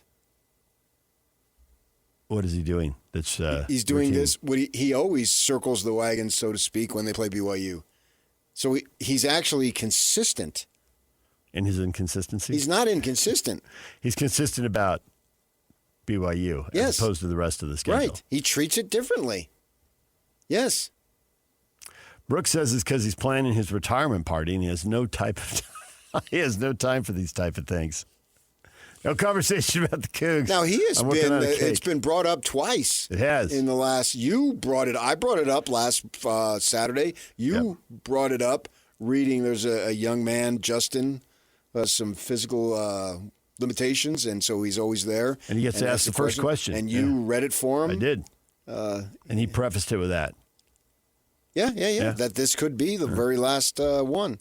I don't know anymore because there was a lot of people saying, including people that I consider very close to him, saying, "Oh, that was the last time he'll be in LaBelle Edwards Stadium as the opposing coach 2 years ago." And here he is. Right. Yeah. So one thing I've learned as time gets mighty precious when there's less of it, you tend to value it more. And so do you want to give this up? So I don't know. Don't bother asking me if and when it's this year. I don't know. And I'm not sure he knows. And so he debunked that theory that he's going to retire this year twice. And if that's what he wants to do, that's what he should do. And plus, you got to play the game there because it could hurt recruiting. And he's been out recruiting. You see him at the high schools and so forth. Everything that he's done, he's continuing to do. So he's showing no signs of that this could be the last year. And he doesn't talk about it now. He acknowledged that it became a story because in recent seasons he had talked about it and made comments about it, but he doesn't make any comments about it anymore. So it's up to him and his wife and so forth to decide what they want to do. But that's not even an issue right now as far as his retirement. But this is what he does. He always changes things up for BYU week. He has. I mean, back when they used to have far more accessibility media-wise, they would reduce it the BYU week. Now there's nothing to reduce because they barely have it. 20-minute press conferences are down to 15, and I think he did have one 4-minute Tuesday. No, he does it Tuesday. But right, but some of those have been like 2.5 minutes. Right. Yeah. I got to go to the coach's show. Boom, gone. Yeah, right. And so but they did go like 4. So that's understood. But that's it. That's all he's available for, those Monday and Tuesdays right there. Right. And in the prior years, they used to have more, but in BYU week, they would reduce it. So this is his way. It's always, he's sending a message to his team that we need to up the ante. We need to be more intense, blah, blah, blah. Bronco Mendenhall is one of the most honest coaches that I've covered in many, many decades of covering this stuff. He said after the fact, I underestimated the level of intensity and emotion that was involved in my first rivalry game as a head coach. He didn't play in it. He didn't grow up. He grew up here, but he grew up here, but took off. Yeah, he was at Oregon State. Right, he's just Snow and then Oregon State. But then he stood on the sideline and came away with a different appreciation for how things really were. He talked about it. So I think it's important. We'll talk to Austin Collie and Frank Dolce, for that matter, about how it is different. We can say it's just another game, and it is just another game in the standings, although this year just another game in the standings ends up being a huge game because you're playing a potential threat to you getting into the conference title game. When you were playing West Virginia, it wasn't. And so the Devils, it was. BYU, clearly it is, plus the emotion that goes into it. And the national folks have picked up on it. That's why Fox friggin' is coming here in the first place. That is exactly. For the game at 6 and for the pregame all Saturday morning. Yeah, right. And so you have to match and meet and be aware of the intensity from the other side. And so this is what he's doing. His consistency is just that. It's unlike any other week, and that's the message he sent yesterday. Well, I'm not going to talk about them, and it was clear. It was planned. It was not like, I don't want to talk about them. No, he went right at it. No, it barely threw the question. Yeah, I mean, it was legitimate question. The guy. What's on your mind, Sparky? No, that's a different conversation. You want me to bring up your See now. He needs to be careful because he downplays BYU all the way. Mm-hmm. Yeah, he doesn't really want me calling him Cosmo. He really doesn't. So he needs Please. Somebody needs to tell him. At some point. I'm benevolent, and so I back off. But if you want to go, I'm willing to go. And I've been there. I was there Saturday night. I was there so that's 1. That's 2. I mean, I can count. I've literally seen him and heard him. I can go. The third time's the charm? If he wants to, I am always ready to spar. What's on your mind, Sparky? But I could clearly start calling him Cosmo, and I'm thinking he probably doesn't want that. He doesn't want that. Please, just once. Yeah. So I don't start stuff, but I finish it. Okay, hold on. I would not with him. I won't. Oh, okay. I backed off twice. With him, okay, fair, but yeah. But I can go. You or me. If you want. I can call him Cosmo, because if you're going to call me my alma mater's mascot, does he really want me to That call would be him? like for like right there. Yeah. That would be like for like. And I'm guessing. That would not be his ideal scenario. Yeah. Who wins that one? Who loses that one? Because I'm fine being called that. Oh, I think everyone else in the room would win all the way around. Oh, especially you. That's your, well, there's a phrase I want to use that I can't. Can I quote? Because you love conflict as long as you're a bystander and you don't have to get your hands dirty. Might I Is quote? that conflict or is that humor? Conflict is you two, like, going at it. What if I start calling him Cosmo, we're going to be going at it. And I quote, do you really want me to go into it? Yeah. But that's your fantasy. You can be a part of it, but nothing can be traced back to you. You didn't, so you're on the periphery. You accuse me of doing that, but that is there's a phrase I want to use, but I can't. Tell me in the break. that you just absolutely love. You love that. Because then you can be a part of it and partake of it, but you don't. TV guys don't like to get their hands dirty. That's just the reality of it. If it's funny in there, I would enjoy it. Newspaper people we get our whole body dirty. That's the difference between the two. I mean, it's just a fact. You can argue it all you want or disagree. That's okay, but it's the truth. So no, I'll let that go. I'm not interested in that, because if I did call him Cosmo, I think that would be too sensitive. So I'll take it. And you have twice. Because I don't really want to mix it up. I don't think he thought it through. That, well, wait, if you do me and then I do you. Where does that go? Yeah, because you don't want to even acknowledge the existence of BYU. And which is kind of what fine. This is about. I mean, this just plays off that notion that they're the enemy. Yeah. That's what a rivalry's about. I've got no problem with that. I have zero problem with what he's doing, because what he's telling us is that this is so special that I'm not going to mention it. I care far more about this than I do this. Now, he'll deny that, but that's inaccurate, because he does treat it differently. And you can just go back. You can go on our website, kslsports.com, click on it, and you can go back and listen to his monologue on the Monday of the ASU game. He praises three guys right off the bat. Here, the best he would do was just acknowledge some statistical similarities. Great. Bore me the crap with numbers. Who cares? But it is different because recruiting hangs on this too. In a way, it doesn't in the Arizona State game. Well, they'll tell you that it doesn't, but it's a lie. It does. Yeah. But I just think that I don't think it's about recruiting right now. It's about winning this game, that we need to be serious about that. They needed to be serious about winning the Arizona State game too. And they were. And they did. But that's different. Because? Because this is a rival game. I mean, obviously. I mean, I'm surprised you even asked me. I mean, it's obviously different. Yeah. The fans treat it different. Everyone treats it different. There's nothing that compares to it. There's not any game that they can play. They can run around and say, oh, we wanted to bring in Michigan. We had this opportunity to play Florida. And that's great and all. But what the hell did beating Florida do for you? I don't think it did. It didn't do anything.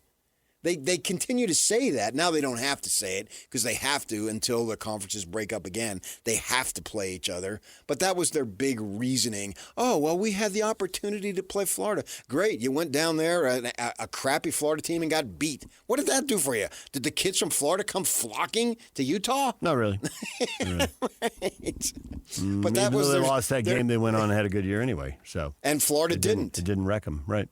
And I was at that game, and this is not a good Florida team. But then all the Ute homers, oh, Florida's going to have a great year, except they didn't. Right. And then the very same thing happened the next year, except the Utes won. Yeah. But Florida wasn't a good team. Right. They won with a walk-on quarterback. They went 5-7 and weren't bowl eligible. Yeah.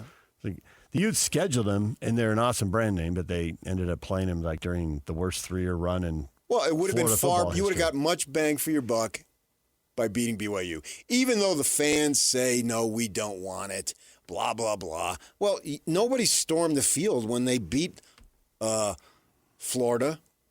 The athletic director didn't come out on the field to complain about a call against Florida. Nope. Didn't go to the press conference.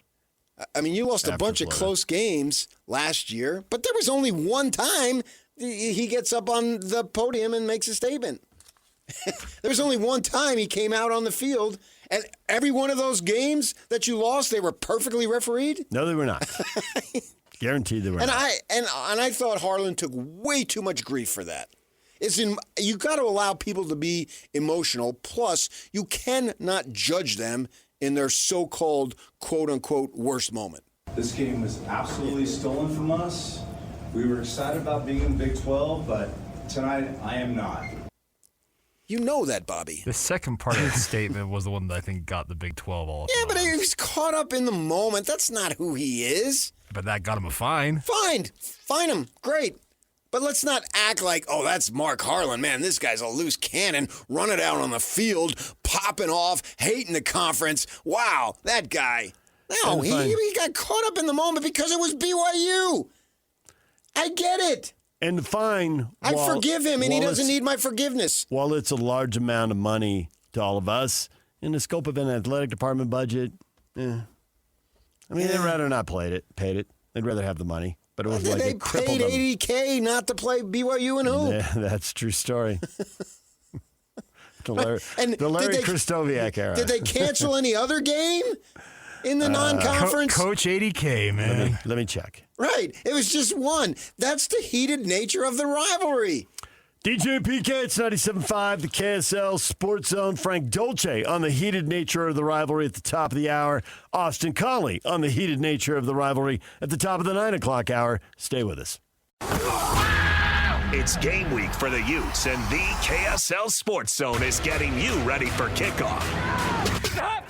Rivalry week is here, and Kyle Whittingham and the Utes head south for a battle against BYU in Provo. Listen all week long for the best coverage of Utah football. Then catch college football Saturday, game day at 10 a.m. with a special Holy War pregame show starting at 4. And when the clock hits 0, hear the postgame show immediately following the game.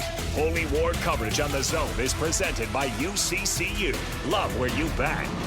Let's go then. Let's go, baby. Your home for the best coverage of Utah football is live on air, online, and on the KSL Sports app. This is 97.5, the KSL Sports Zone. Artist of the day today is Usher, turning 47. Brought to you by Live Nation. For all the live concerts and events in 2025, check out livenation.com. Get on our app and give us the most creative reason why Kyle won't speak about BYU. And to the best one, we'll give you an Attakid. Yeah, Attakid. Attaboy. Well, I mean, I don't want to be gender specific. Add a person. Attakid. ATAKID. That's Look two it up. T's. It's 2 T's. Oh, really? ATTAKID. From a 1 T. Otherwise, it would be an East Ada. Coast thing. Attakid. Attakid. It's Attakid. Attakid. Kyle Whittingham declining to talk about BYU players when asked about Bear Bachman on Monday. Why would he do that? Get creative. Use our app. Send it there. Tom says he's right up there with Urban Meyer. Does Urban not talk about opposing teams, or did he not? Opposing players?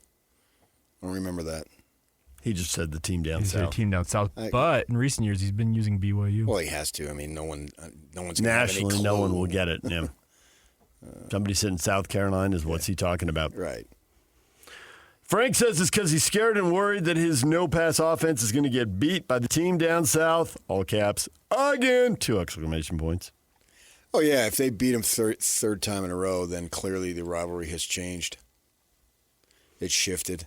The power has shifted. Can't argue with 3 straight. Yeah, at that point, Scoreboard speaks. If they win this game, the Cougars, they'll be 18-2 in their last 20 games. Wow. That's very impressive.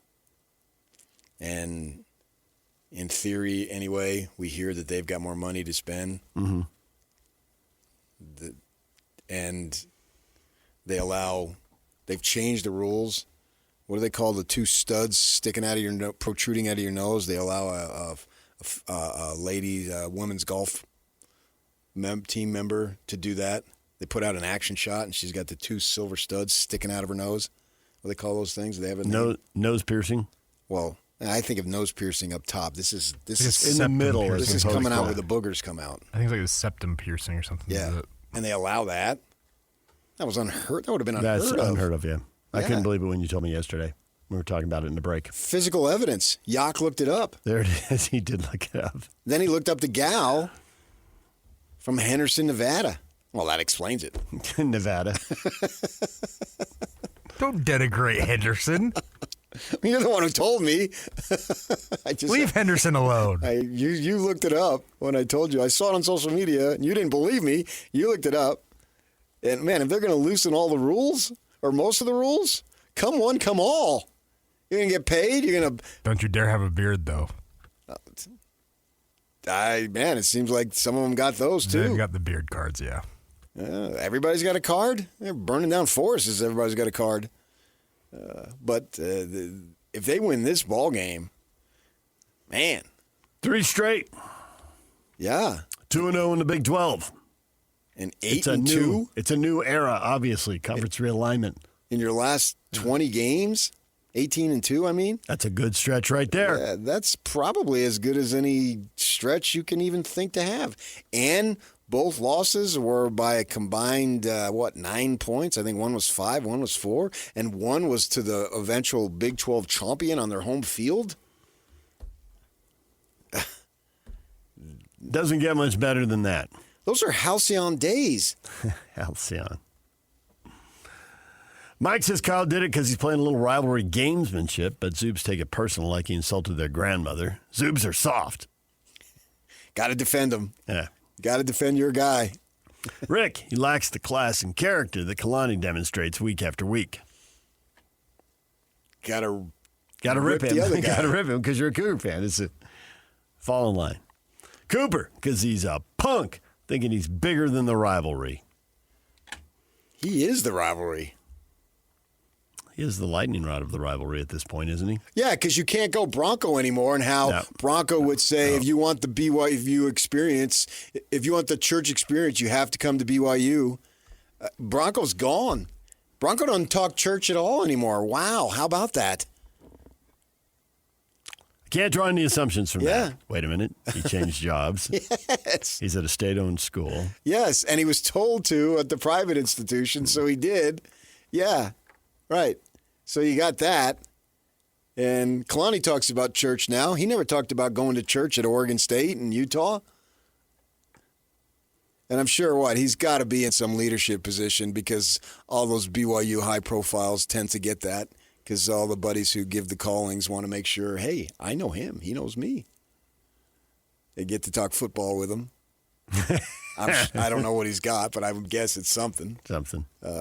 Yeah. And so you can't blame it on the animosity, which was real, between Bronco and Kyle. It was legit. Going back to recruiting and what got said? Just a whole lot of other stuff. Yeah. Well, yeah. Church was brought up a lot, and one side didn't like it at all. But it was with the intent to get players. Yeah, to get an edge. Yeah. And things were said back and forth, and people hear stuff. Right. Family gets involved. They get emotional. All this stuff. We know there was interactions out on the field with a family member down in Provo and all that stuff that went on there. And, but that's all gone. Now it's all lovey-dovey between the two. But yet there's still all this animosity. Is it originating from Utah more than BYU now? The animosity? Yeah. Well, I mean, the way they play it in public for the coaches, yeah. But Kalani just kind of plays it off as he does everything. Kalani just seems to be a master at talking and not irritating people. And Kyle irritates people, clearly, as we can see right here. Me too. And over there. All right, we're going to take a break. When we come back, Frank Dolce, the former Ute, joins us to talk about the rivalry game. That's next. Austin Collie at 9 o'clock right here on The Zone. Don't miss your chance to win big every week on the KSL Sports Zone. This week, win tickets to see Eric Church and the Free the Machine Tour October 23rd at the Delta Center. Find your tickets on SeatGeek or listen to the KSL Sports Zone all day Wednesday for your chance to win. Frank Dolce joining us once again, former Utah quarterback. Frank, good morning. Good morning. Frank, the rivalry is the topic of the week. This is just a little bit of footnote, but curious how well you know Mike McCoy, who's suddenly running the Tennessee Titans as the interim head coach. He followed you as quarterback, right? Were you on the roster together or no? He's a JC guy. Yeah. When they shut down the program at Long Beach, he was at Long Beach State. Okay. George Allen was running the program. They shut down the program at Long Beach State, and then he transferred up to the U. And so my senior year was his junior year. So we were on the roster together, room together. I mean, all the stuff. That's really freaky because George Allen was buried in the same cemetery as my father-in-law. I mean, the connections are just really weird. What? And George Allen also started the football program at Whittier College, where Richard Nixon attended, and my son currently is a student athlete. It never stops. And my sister-in-law played soccer for Whittier. Yeah, there you go. What? And that's what my son does. He plays soccer for Whittier. Oh my gosh, this is getting too weird. Close by is Downey, and that's where Karen and Richard Carpenter grew up. Now we're getting to the important stuff. Oh, well, how about that? All right, on to the rivalry then. Close to you. Man, she was so talented. No doubt. That's a tragedy. It was. Yeah. Absolutely. Yeah, I agree. Why? Now are we on? Now we're ready for the rivalry. So when you hear Kyle refuse to answer any questions about BYU players, your immediate reaction was? That's Kyle. That's Coach Witt. Mine was, She's an American Girl, which is sung by Tom Petty, and I thought it was petty. Not to mention Bear Bachmeier. It's Rocktober, and he is Rockmeier, man. And you couldn't say, man, he's a good player, but no, he's shutting it down. How much do you think the players get that message that this week is different, boys? We got to lace it up differently. We got to strap on the chin straps differently and buckle them in a manner that is unlike any other game this year. Oh, my gosh. Mm-hmm. Yes. Don't you want to put your hand in the dirt right now? All of that, yeah. All of those things. And, you know, I realize it's the rivalry week, and that means something. That it does mean something. I mean, all of the stuff around it. But it also happens to be just a really important game for Utah's football season. Absolutely. I mean, would he be managing it differently if Iowa State was this week? I don't know. I think, like, this is just a really important game on the schedule, and it's the rivalry, and so those things align to make it a little more. You need to be a little more engaged. You need to have a little more focus and a little more intensity as you prepare this week. I think he would have mentioned Rocco Beck if it was Iowa State, because he had no problem talking about Sam Leavitt last week. Well, mostly because he didn't play. Yeah, but he didn't know at the time. He didn't know. No one He didn't knew. know on Monday. On Monday, the story wasn't out there. I know that's true in a sense, but how much do you think, like, coaches really know? Like, there's an inner communication channel that's happening that we, the public, aren't aware of. We don't know about, like the spy network, you know, of coaches calling around and saying, hey, I don't think heads up. There definitely are back channels in the coaching world. It's tightly knit. People worked with each other. They're friends with each other. That's true. But I also think the coaches are so paranoid that if you tell them on Monday the opposing team's quarterback is out, they think it's like some kind of head game line. Oh, no way, that kid's playing. They just won't assume that's true. They need more evidence. They're not buying that on a Monday. Probably not. And I think that's exactly how Coach Whittingham would manage that. It's like, oh, that's interesting news. Well, we're going to prepare like he's playing. Yeah. But it does put a little something in your head, like, okay, we have to prepare, but what if this other guy's playing? Do we have to prepare for him also? Yeah, well, they looked very prepared either way. So they did. They did. I think they played well. I mean, I was so Arizona State comes in with the second leading rush defense in the conference, and I wasn't sure about that number. I don't know. We'll see how they go on the rest of the year. I don't think that number is true. Like, they're the second best rush defense in the conference. I think they're good. They're talented. They certainly did something prior to playing Utah, but in lots of ways, Utah's offense came together in the run game. The offensive line played really well, and Dampier looks healthy running the ball. I mean, he looked like he had a different gear, and so that's meaningful. Obviously, that's meaningful for Utah's offense. There's no question that it is meaningful.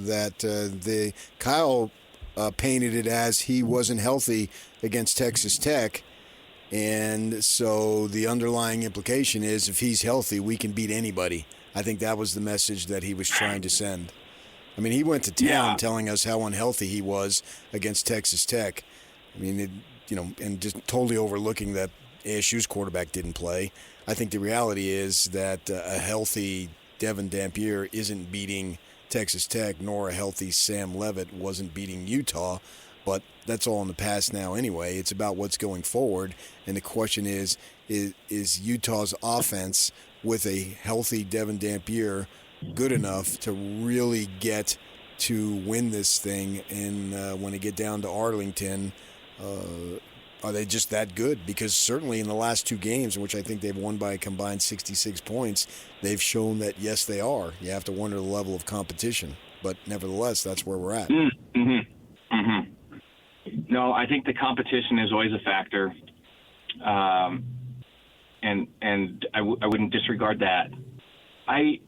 I mean, I will say, even with a healthy Dampier, like the Texas Tech thing, and this week, and the next week, and the next week, and the next week, it will rely on what is happening in front of Dampier.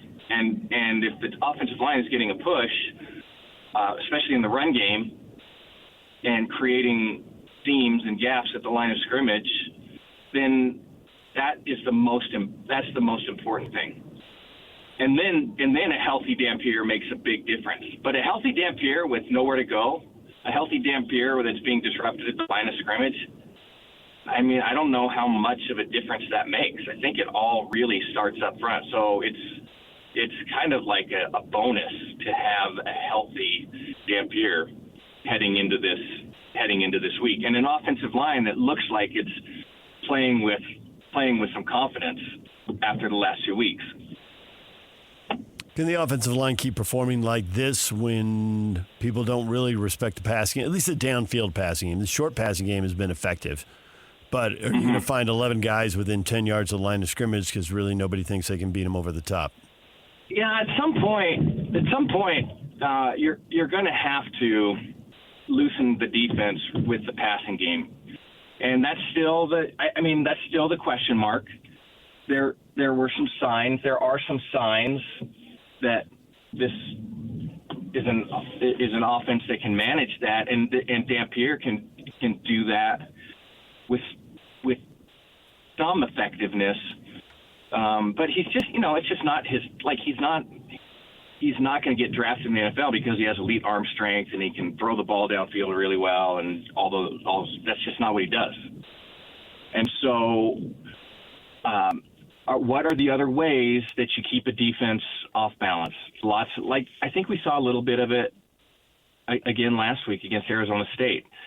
The depth of talent across the offensive side, several different receivers, tight ends, running options, and the emergence of a freshman who played pretty well. And so now you have to prepare for, 6 or 7 guys, and that can be challenging for a defense.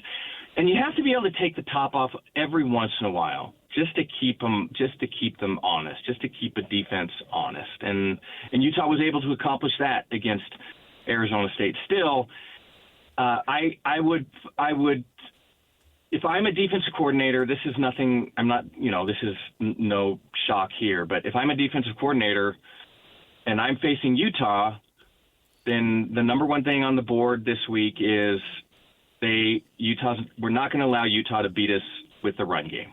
Like, we're just not going to do that. If they are able to manufacture something else, we can live with that. But we're going to take away their best asset. We're going to try to take away their best asset. I would be shocked if BYU doesn't try to do that on Saturday. If they lay back in some sort of zone coverage and, play 12 yards off the ball into defensive secondary and all this stuff. I imagine it's going to be pretty tight to the line of scrimmage. When we get to the end of the season, and certainly Utah should be thinking about at least finishing second and getting another shot at Texas Tech. I've got no problem with that. I think they've got the ability and the talent to get to that point. And I don't know that I expect it yet. I think I need some more evidence. I think by the time we get to the 1st of November, particularly when Utah's on that bye week, then we'll really, really know. But just assuming that they continue on, if Devin Dampier is their leading rusher right now, if he ends up being the leading rusher on this team, is this team playing in the Big 12 final? If Dampier ends up being the leading rusher on the team, which he is right now, yeah. I'm a little concerned about that. I don't like it. But I would say I would probably say that's likely be the case if Dampier is the leading rusher. Utah finds itself in the mix for the championship game. Yeah, I think that's true. Although Rodgers and Parker have shown some signs, and you never know. I mean, it's one of those things. Like maybe Arizona State just wasn't as concerned. I don't know how they couldn't be, but wasn't as concerned about the quarterback run game, didn't focus on the quarterback run game. There was certainly a few things, a wrinkle or two that Coach Beck threw into that offense in the quarterback run game. So all of those things combined, I would love to see Dampier as the third leading rusher. Right. Yeah, third leading rusher on this offense. I think if that were the case, I think they can beat Tech. Yeah. I'm just more comfortable with it.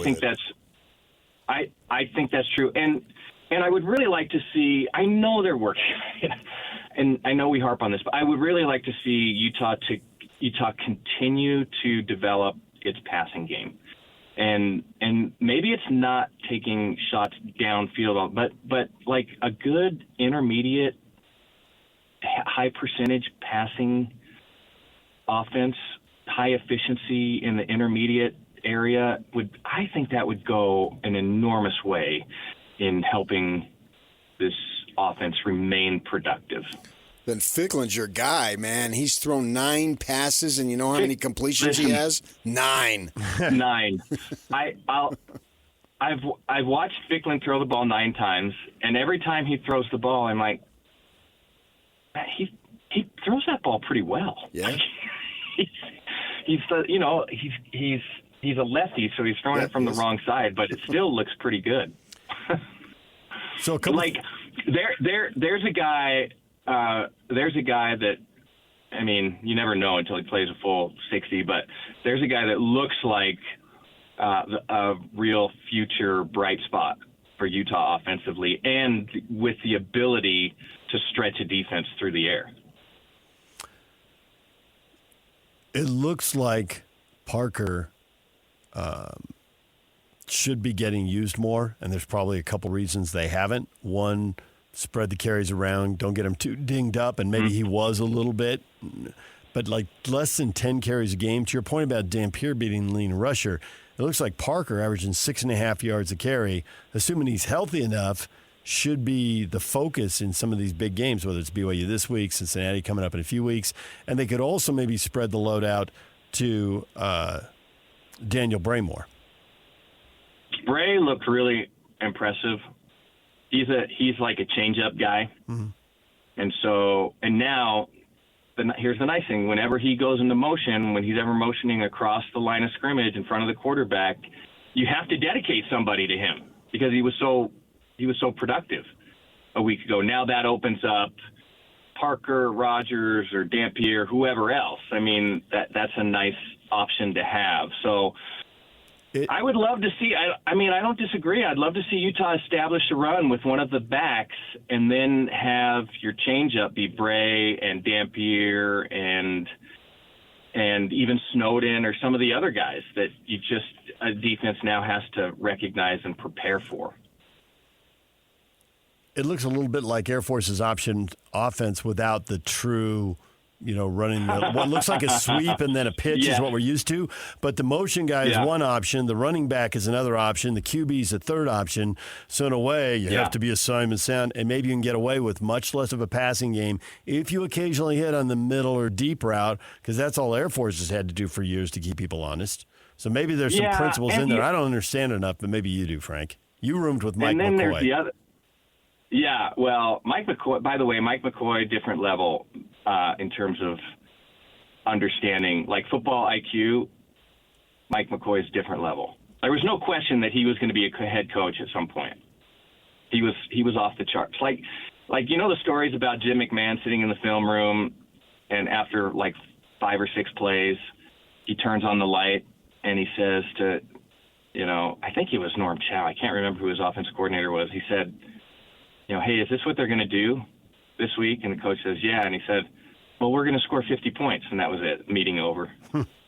He understood. That's like Mike McCoy.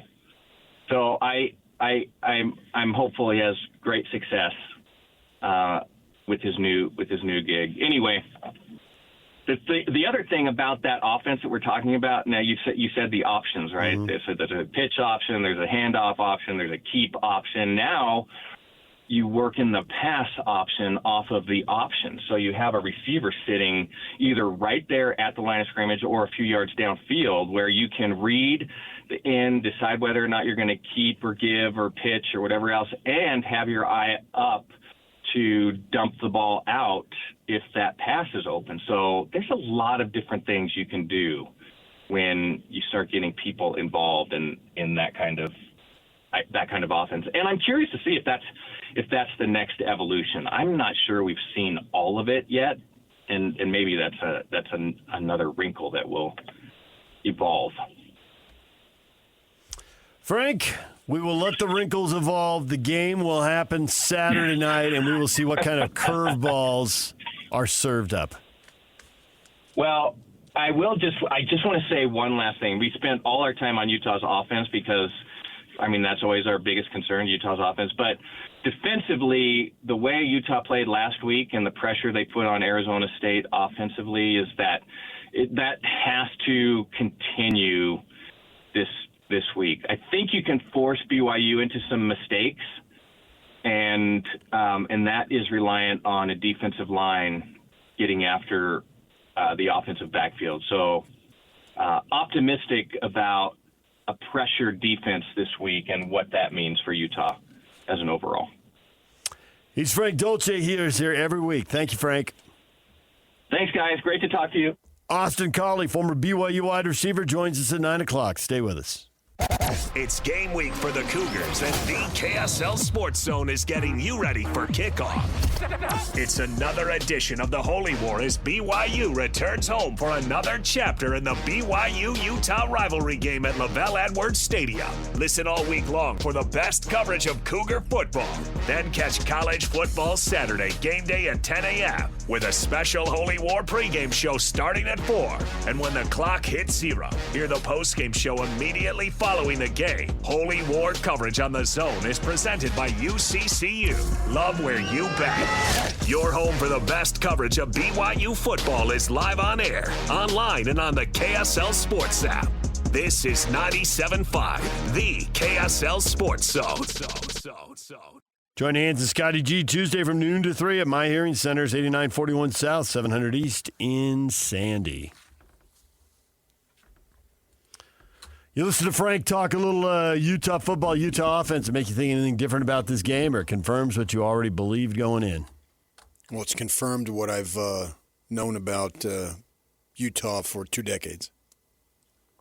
This is who they are under Kyle, and it's how they're going to play, and it'll either work or it won't, but it's not changing now. The only thing that I don't take as a big deal, as a sign, as a negative for the Utes, is that they only threw the ball 12 times. It was raining. It was miserable conditions. They were running at will. They didn't have to. Well, but even if they weren't, I think they would have still done that. Because of the weather. Yeah. Being miserable. Yeah. You don't recreate that in practice. You can wet footballs. You can do whatever you can, run through the sprinklers. But you're just not going to have that situation. They're all Arizona State references. Hold the water bottle out there. I mean, for the sake of the fans, now I know people who tailgated and said this is ridiculous and went home. Right. And you only get 6 of those opportunities. And it was unfortunate that they had to do that. So I'm not really concerned about that. It didn't add any more concern to their passing game. That it was not a sign of the times, we're just going to abandon the throw game, as he likes to say. No, I think they were smart to do it because I don't know who would have been able to put up 300 yards passing in a game like that. Kind of one weather. of Mike Leach's teams would have struggled in that situation. To do all that stuff. So I don't think it's that big of a deal. It's no more big of a deal than it was before the game. And they're going to have to find ways, potentially. Yeah. Maybe not. Maybe they don't. Maybe they just run the ball and control the line and play quality defense and get a nice win. They've thrown it in mid-20s when they've been doing all those things and winning other games. Yeah, I know, but it's against the opponent. That's why these stats. I'm with Frank. ASU doesn't have the second best rushing defense. Right. They played Baylor and Texas TCU. Tech or TCU. They throw and the ball. TCU's throwing the ball, so they're not going to run for a lot of yards. Yeah. Right. So these stats bore me to crap on that. But the Utes have thrown the ball roughly a minimum of 25, or not the Utes. Dampier has thrown the ball like 25 times a game, even the games when he's not throwing a lot. So 12 is clearly an outlier. But it was and the right clearly thing it's to do. the worst weather that they faced. It wasn't like that against UCLA or Cal Poly or West Virginia. And some of those games he came out early because they're so lopsided. So, yeah, I don't know. They would have been throwing either way. The recipe for success is not through the air. To run it. They just need to keep them honest and occasionally hit on a play. I don't even know that they need to do that. That's a cliche. You got to keep them honest. You got to give them different looks. Do you think looks. they're going to run the ball then if they have one more defender than you have blocker? Because that's what it comes down to. Because Kyle. No, it doesn't. Because Kyle will tell you that they don't have a defender who accounts for the quarterback. Which offsets the +1 and then makes it a fair fight again. Right. So that's what they do. So that's a cliche that you're supposed to keep them honest. You got to take shots. No, you don't. That's an incomplete. You've just gained no yards on that. Why do I have to do that? What does that do? Who do I have on this team that can get deep anyway? Nobody. Who are the receivers? Well, Merriweather can get deep. He's just Merriweather is not a big-time player. You keep saying it. So he's on his third school. The most receptions he had was like 14. I know you like him because he's big, but he's not. He doesn't do anything. He gets open deep, and the ball is underthrown. Whether he could catch that one ball, keep him honest and all that stuff or not, we'll never know because the ball doesn't get to him. Right, so why do it? Why? Well, maybe they'll stop. But you just told me the ball doesn't get to him, but they got to keep him honest? That just screams INT. Why do that? Because I don't know that they can run the ball when there's 11 guys within 10 yards of the line of scrimmage. The Texas Tech thing, they couldn't run the ball because Texas Tech was better at the line of scrimmage, just man up. Right. I mean, that's why they're not going to win the national championship. More NFL guys in the front 7 than the Utes have in their front 5, I guess. The word, I'm talking to guys in Tempe, and the word is they paid $28 million for their roster. So it ought to be really good. Yes. If you spend your money well. I asked I asked Cosmo yesterday about I see what you did there. the winning teams with relating to the money, and what did he do? He got snarly. He went straight to Texas Tech. Who's in first place now? What's on your mind, Sparky? Yeah, and he went right to that, and he did it with an attitude, because everybody knows they've bought the best team they can buy. And Texas Tech will get all defensive, just like BYU basketball gets all defensive. But the rest of us are over here saying, well, what the hell? Get defensive. Yeah. Ohio State Good for you. Oregon did it. Oregon, Ohio State, and Alabama have been doing it for years. Michigan's been doing it for years. Yes. That's why they are who they are. Right. Florida probably wasn't spending any money at all when Urban was winning. Come on. I don't understand why people get defensive about money. Yeah. Okay, in my next contract negotiations, I want to get as much money as I possibly can. Said everybody ever going into every and I'll contract say negotiation. It, and I know they listen. You're going to try to squeeze me, and I'm going to try to get as much money as I can. That's the way of the world. I'm not going to hold it against you. I understand what your job is, and you understand what my job is. I want to earn as much money as I can. Does it buy me happiness? I don't know, but I sure as crap want to find out. Spend some money on taking your wife to Italy and Ireland. You can go chase the family tree. That's her, not me, man. Chase the family tree. I don't control the money. The $20 that she gave me 6 weeks ago is still in my wallet. Right. She'll throw like every few weeks, she'll throw like $100 on the dresser. And then I put one in the wallet, and I take the others and put them in this little, it's almost like a little purse thing. It's a Pac-12 thing that they gave us somewhere along the line. Some Pac-12 swag. Yeah, it's a little zippered thing. Okay. I don't know what you would call it. Is that thing just stuffed with cash now? Probably. Or she takes it back. Yeah, she takes it back. And then just puts some 5 up there. Yeah. You two just have that game, and it's just like a hamster on a wheel. It's right in my top drawer of my dresser, yeah. If you ever break into my house, that's the place to go. I got guard dogs. I pack heat in my house. I dare you. Make my day. You don't have the albino alligators, though. No, but there's nothing to steal, so no one's coming into my house. I mean, come on. Pac-12 purse, apparently. But so Texas Tech did it, and they stopped them. Yeah, because they're good. And Kyle wants to say that it was the kid's ankle or whatever it is. No. Okay, I hope we get another opportunity to see it. Can you do it? I mean, remains to be seen. Maybe they can. Crazier things have happened. Maybe they don't get there. Maybe BYU. If they don't get there, I want BYU to get there. One of the two. I like our chances that we'll have one of the two in that game. And for me, except you got to try in Cincinnati, who's both good and facing a softer schedule. They don't play Texas Tech, but they play BYU and Utah. They do. So the locals have to take care of business and there. And so what will be awesome, if those two don't get them, who will? Is that we don't want to talk about BYU, but they come in here to Rice-Eccles. We beat Cincinnati. That helps BYU get in. What a perfect scenario for the Cougars. And they can say, thank you, Utes. That would, yeah. Thank you, Utah. That's what being in a conference brings. There are times that, you might want to root for the other guy because it could help you directly, and that could be one of them. Based on the schedule and the standings, might be in your best interest. Yeah. Pull it together. We'll see. Yeah. But I would take 2 chances over 1. That's where I'm going. I'm just going mathematically. If I got 2 chances to get, and you only got 1, I'm going to take 2. Right? It may not work out that way. Although their 1 is better than yours. All those chances aren't created equal. I'm not so sure about that, man. Why would you say that? Because they don't play Texas Tech. Granted. So what? That has put the Utes a game behind in the race. It's possible that Utah and BYU sweep Cincinnati, and so they're out. And then it's probably the Utah-BYU winner at that point. Yeah, that's what I'm looking at. If they can sweep them. All of a sudden, you're high on Cincinnati, huh? Not all of a sudden. You've been talking me up on them since the day you came back from the Big 12 Media Day. But that's you, not me. I'm asking you. I have been, but yeah. Well, when you went right to me. I know that. I told you that in July. I know. But I'm asking you, are you high on Cincinnati now? I watched the Iowa State game. Don't be so defensive, big guy. It's just a regular question. I don't even understand the question.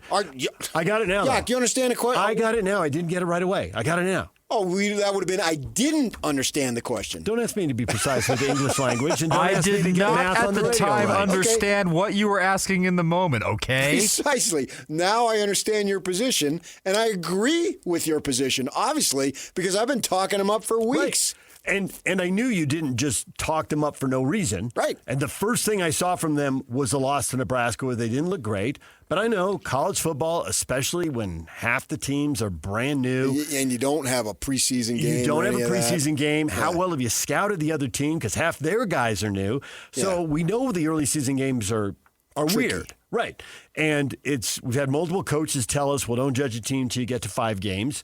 So you get 5 games in, it's like, okay, well, Nebraska doesn't look terrible also. There have been really bad Nebraska teams recently. Okay, yeah. Right, but they're okay. They so now, like so that loss doesn't look as bad. I don't think so. It was 3 points, wasn't it? Right. And so I didn't see Cincinnati, Kansas, and I was a little surprised how close and high scoring that was. But Cincinnati did win it. That was at Kansas. And I watched it was a road game in Kansas, Yeah, yes. I watched that game. And I watched all the Iowa State game, and the first half was awesome. It might be the best half of football they play all year. They absolutely just dominated. They blew Iowa State off the field. Everything they needed to do, they did. And Iowa State did a better job Which is a good team. Fighting and trying to get back in the game, but they never really did. I said Cincinnati was going to win. And so it comes away, and then you look at their schedule and like, wow, they don't have that many more big games left. No. They got the Utes and Cougars. They had Oklahoma State, Baylor, Arizona, TCU. And to your point, and the Texas Tech game that's coming up for the Cougars, absolutely huge. But don't discount having to go to Iowa State.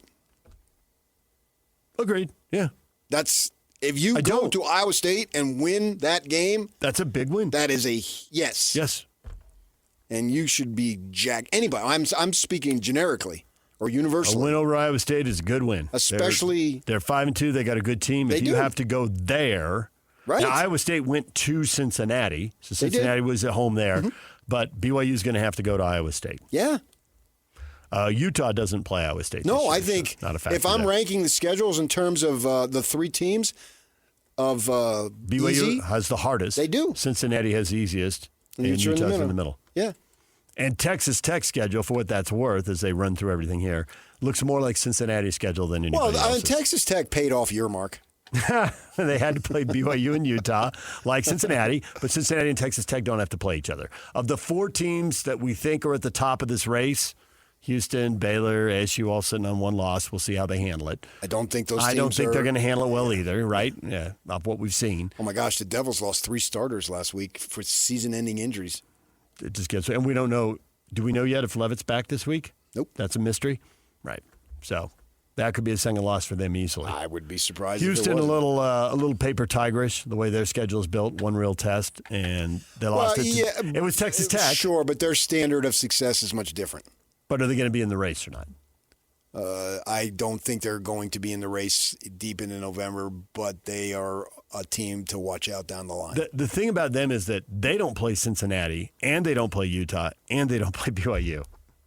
And they've already lost to Texas Tech. So they've got to – all I think Euromark wants in 2 Texas teams in there. It's clear. I don't trust that guy. All they have to do is stay there and beat the middle of the league. I love people from Jersey, but I trust none from Jersey. See? So you love He's him, like me. I don't even trust myself. It's break time and you're on a roll. It's so sad. All right, DJ and PK. Austin Collie's here at the top of the hour. Stay with us. The Holy War is here. Another chapter in this storied rivalry is about to be written. And only one station brings you complete coverage of the Utes and the Cougars in what could be the biggest matchup in Holy War history. The Holy War is on. Listen to the KSL Sports Zone all week long as we break down this game from every angle as the Utes head to Provo to battle the Cougars. Then on game day, catch a special edition of the Holy War pregame show live at UCCU in Provo starting at 4 with a postgame show immediately following the game. Holy War coverage on the Zone is presented by UCCU. Love where you bank on 97.5, the KSL Sports Zone.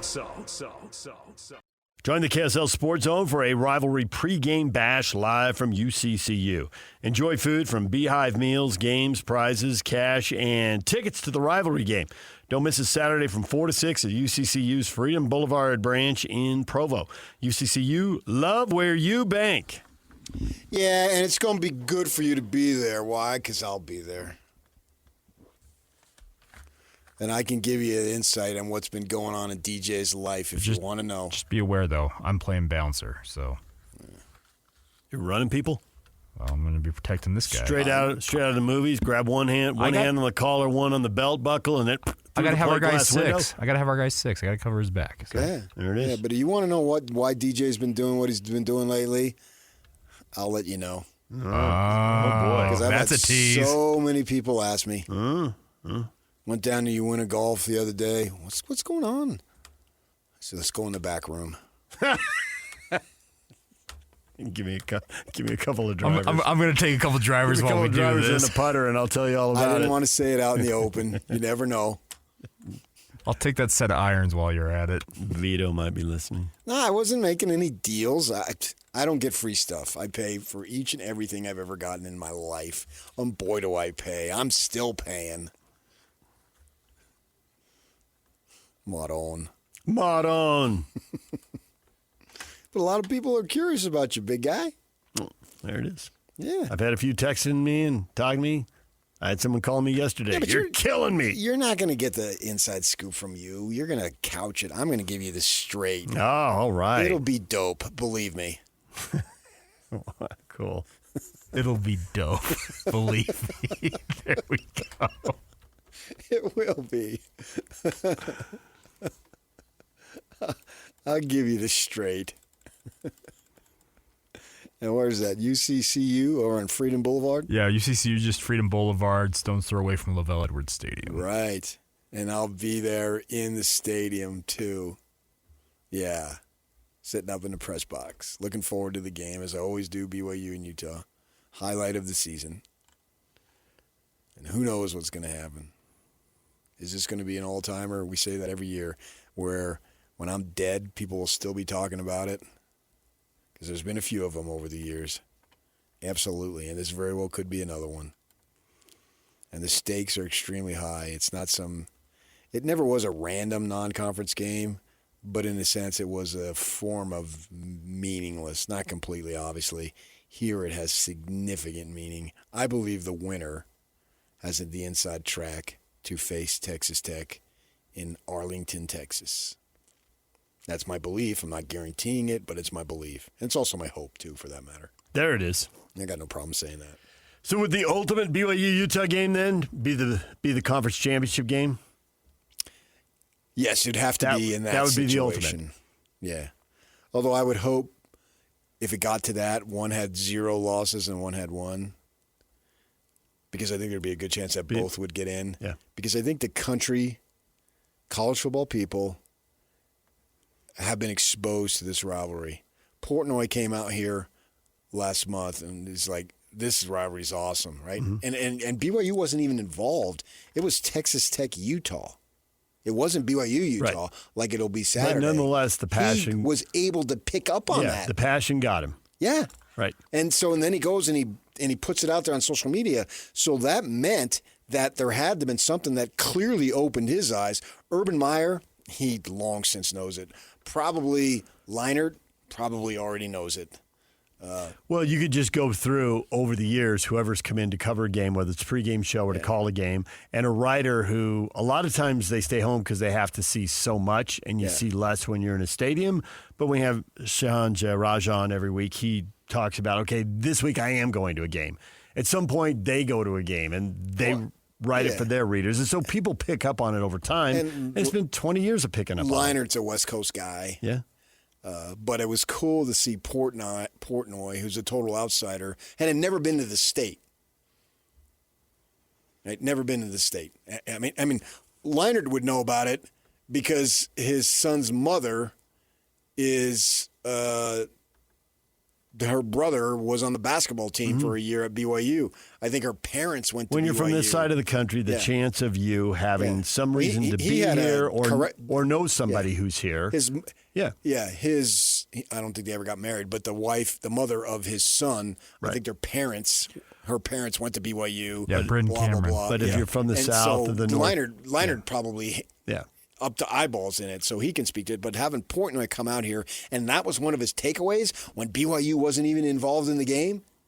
Yes, that is huge for the rivalry. And I was talking to one of your guys, Leonard, just the other day, obviously, and I said, yeah, this thing, I've been in Arizona, covered it. I've been in L.A., covered it. This thing is right there. In fact, I would say it's even bigger, the intensity. And he's a guy from Michigan. Mm-hmm. He said, oh, yeah, my first game. All right, yeah. I said, yeah. I mean, when I got here in 93, I knew a lot about BYU because they're on TV all the time. Didn't know a whole lot about Utah, but I was fortunate. My timing was excellent. Because you got here for the 55-yard field goal. When Ronnie McBride was building the program and put it from the rivalry perspective on an even level, which it hadn't been for 20 years. 18-2, that number again. Yeah. You were saying if BYU wins, they'll be 18-2 in their last 20.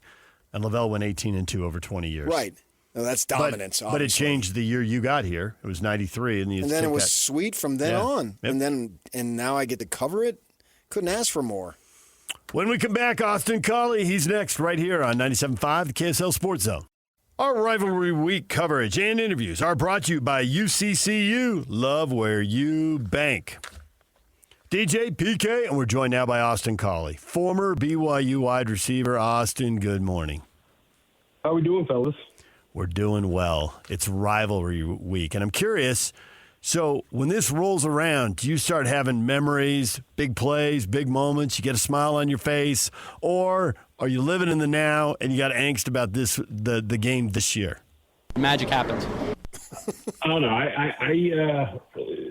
I look forward to this week, man. This week is one of the most exciting weeks in college football for me. So all the memories keep come flooding back. All the people I come across love to remind me of some of my sound bites and maybe the not so great feelings towards me. So it's fun, man. It's what college football is all about. Did you do anything to make it more intense, get yourself ready? Because obviously this rivalry is so intense. I can recall that time you're underneath the goalpost in the north end zone and they're screaming and yelling at you and you return the kickoff like 75 yards or whatever it was. And I'm just wondering, did you amp yourself up or did that just take care of it naturally? Oh, no, that just took care of it naturally, for sure. I think when I first got to BYU, I didn't understand the rivalry all that much. I mean, being from California, although my dad played for BYU, all we did was watch Pac-10 football at the time. And, I really didn't have a good grasp or an idea of what the rivalry was all about and the history behind it. And I remember saying a few things my freshman year before going up and playing Utah up there against Alex Smith and Eric Weddle. And, after my comments were played across the airwaves every single moment of every single day, I kind of got an idea of, oh, wow, all right, maybe I should have kept my mouth shut. No. Well, yeah, you guys don't want that. But from that point on, I understood what the rivalry was all about and what it meant to the state, what it meant to the fans. So it was pretty easy to kind of get up for a game. I have to say that although your catch on 4th and forever for the first down, that don't win the game without. So I don't want to underplay how big a play that was. But to me, the more impressive one was the kickoff return, the 70-yard kickoff return that PK talks about, because you could just feel it. There was like a year, and like in the stadium, you feel like there's like 50,000 people who want to tackle him right now. And then you broke that thing across midfield. I don't think you could have a more impressive play. I don't think anything sticks with me more than that. I'm like, man, in that moment, that guy did that return. Holy cow! It's fun, man. When people I tell my kids all the time, when people are telling you that you suck and they hate you, you're doing something right. That play, if I was a little bit faster, if I wasn't so damn slow, I probably would have scored. How cool is it this year, too? First time for a while now, it was this way in your day, but now it's a rivalry game. It's gigantic, but it also has massive implications on the Big 12 race. I don't know that you could ask for more.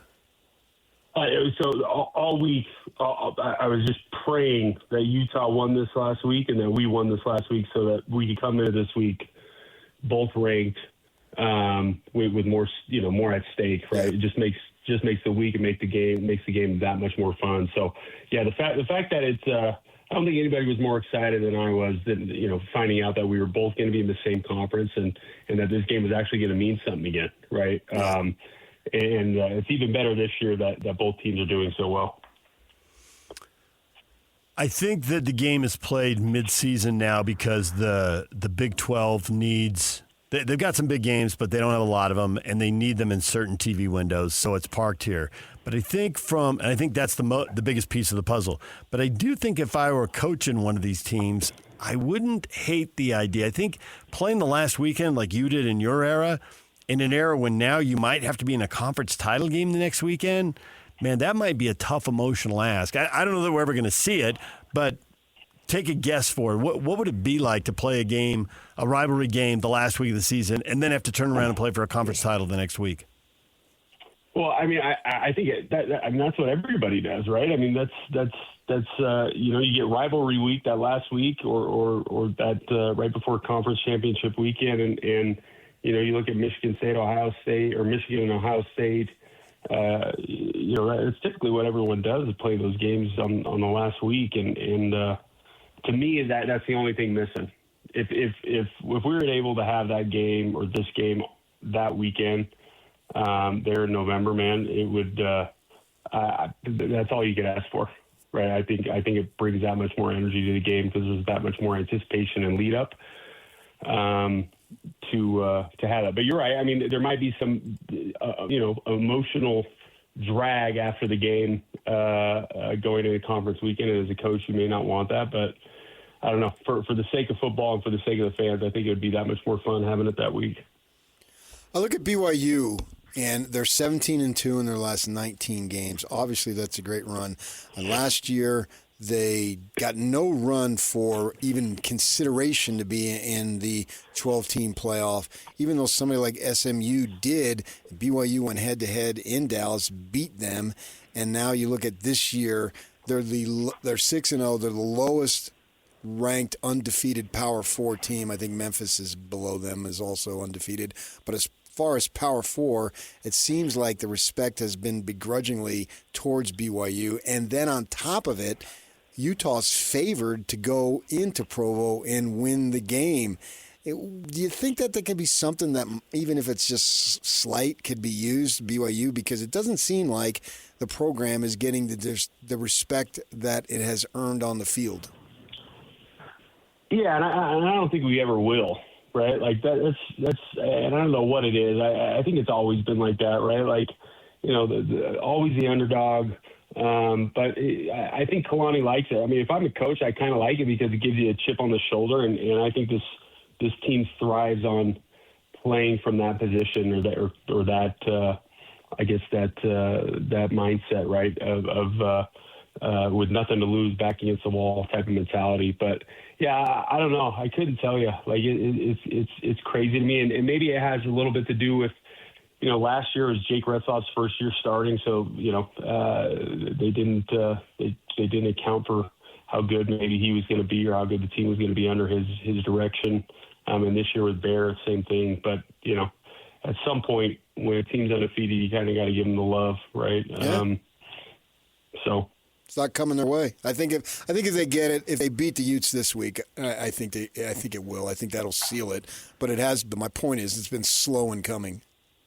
Yeah, I hope so. But I'll be honest with you, I kind of like being the 3.5-point underdog. Yeah. Yeah. What would you say, Austin Collie joining us, what would you say to a freshman quarterback before a big game like this? Like you, he's coming from California, so he's been told, but he hasn't felt it yet. He hasn't standing there and, listened to the place explode. What would you say, if anything, or do, if anything? Tell him you lose this game, you lose the season. Other than that, no pressure. No, Bear has been. I've never seen it before in terms of his poise and his confidence and just how calm he is, man. Like his parents have done a great job with him because you can tell very little rattles him, and he plays from a different place. So I don't think anything needs to be told to Bears in terms of preparation for this game. I think he just continues to go out there and do exactly what he's been doing the last few weeks, and that's take care of the football and not get too ahead of himself and not try and do too much, right? I think that's one of the things that he's been really, really incredible at is not trying to play outside of himself and not trying to do too much. And it would be easy in his situation to feel that way, just given, the fact that, you're a new quarterback, you're trying to prove something, and you have a little bit more pressure on you because of what they did last year and trying to continue that success. So the fact that every week he comes in, man, it's just, and the way that he looks back there, he's just, at least on the surface, he could be, paddling his feet, like crazy under the water for all we know. But from everything that I see, his poise in the pocket, the confidence that he has in each series, and his ability to take care of the ball, like he doesn't make that many error throws, right, or decisions. So that's all you can ask for from a true freshman quarterback. I think it was a blow for BYU to have JoJo Phillips go down, but nevertheless, they got other guys. What are you seeing from their receivers? Yeah, I think I think Chase is what he's always been, and that's Mr. Consistent. And whenever the team's needed a big play, he comes up with it, man. He has a knack for that. That's something that it's not a coincidence. It's not luck, or it's not that is something, a tool set that he does have that some guys just come with, like their ability to be around the ball, their ability to make a play when the team needs it. And a part of that has to do with Chase's preparation, right? He's worked his butt off the last few years in the offseason to make sure that he's in the spot where he is now, which is one of the top receivers in the conference. And then Parker's coming on hot right now, man. I think Parker is a great talent. I think he's got a huge ceiling at the next level. I think his game translates pretty good to the NFL. He's extremely quick, explosive. He's got the downfield speed, and his concept, or his ability and the understanding of running routes and separation and leverage and all those things that a wide receiver needs to be successful. Like that's starting to come to him, right? You can tell he's starting to get a little bit more creative in his route running and a little bit more confident in his route running. When you look at the Utes, what worries you? Obviously their QB, right? Their QB is extremely athletic, and he also has the ability to kind of make plays out of nothing. And then, Utah year in and year out, you're always afraid of the guys in the box and the front line on defense and their ability to get to the quarterback, right? I think their running back's really good as well. When you have a quarterback that's like that can just kind of come out and has a little bit of a backyard ball feel to his game, that's hard to contain, man. And BYU hasn't done a great job of containing quarterbacks on their feet in the past. So, when you got a quarterback that's a threat like that, it's hard to account for that and the pass. So. I believe you live in the valley here somewhere now, but you have those roots from Northern California, which is where this Ryder Burton kid is from. Not Burton, Lyons, excuse me. Have you heard anything about him as far as what BYU can look forward to in the coming years? Yeah, no, Ryder's a tremendous talent, man. Like I've watched him play a couple times on TV, and his ability to throw the ball downfield. His release is phenomenal, right? He's definitely college ready. So I think BYU got a great one in him. And again, BYU's done a phenomenal job of establishing kind of like this recruiting pipeline of getting guys that maybe they wouldn't have gotten 5-8 years ago. So. Guys like Bear, guys like Ryder. I'm hoping Ryder can come in just like Bear and be as poised and be as confident and be as mature as Bear is, because he's he's as impressive as of a true freshman football player that I've seen, man. Like the way he carries himself, I've been super impressed. Austin, off the rivalry topic a little bit, I'm curious about this. I watched the Manning cast on Monday nights when they're on, those two brothers, football savants, but both a couple of goofballs. The guests kind of get in the way for me. Some of the guests are all right, others. But I really want to hear from those guys. And I'm curious, when you turn that on and you see Peyton on TV, you played with him with the Colts. Is that who you saw at practice and games on the bench? You know, as you move through the season, how different is he on TV from what you saw day in and day out? Oh, he's the exact same. Yeah. Unless you run the wrong route. you run the wrong route. Now the sheriff comes out. But no, Peyton, what you see is what you get, man. He's as cool and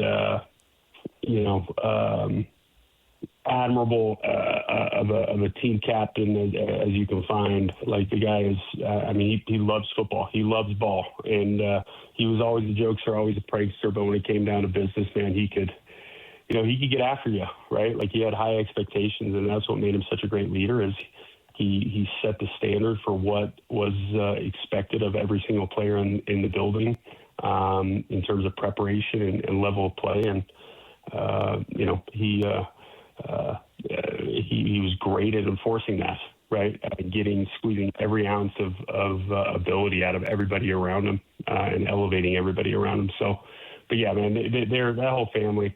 Those two aren't even the funniest ones. The funniest one is Cooper, the older brother, Arch's dad. Yep. By far the funniest. Like, it's not even close. Cool. Yeah. You were such a gamer, man. The bigger the game, the better it seemed you played. And we have Brian Keel on occasionally, and he just says, man, he's so jealous of the guys, wishes that he could be 15 years old again and go through that stuff. Now, you played the NFL as Brian did, and obviously you had concussion issues and whatnot. Do you ever wish that you were younger and you can get another shot? Oh, every day. Kidding? My son's right now, a freshman in high school, and he's got a game tonight, man. And there's just that game day ritual of being in high school, man, and they're dressing up in shirts and ties and stuff like that. Like, drop them off at school, I get jealous every day. Forget college. I wish I could go back to high school and play. Right? Like, that's I love football. I miss it every day for sure. Austin, we'll leave it right there. That was pretty much the answer Kyle Whittingham gave when he was asked, would you rather coach or play? Play. Everybody wants to play. For sure. So no question. It's a pretty common answer there. We appreciate it. Thanks for coming on, Austin, and enjoy the game. Yeah, fellas, you too. Appreciate you. Austin Collie, former BYU wide receiver, joined us here on The Zone.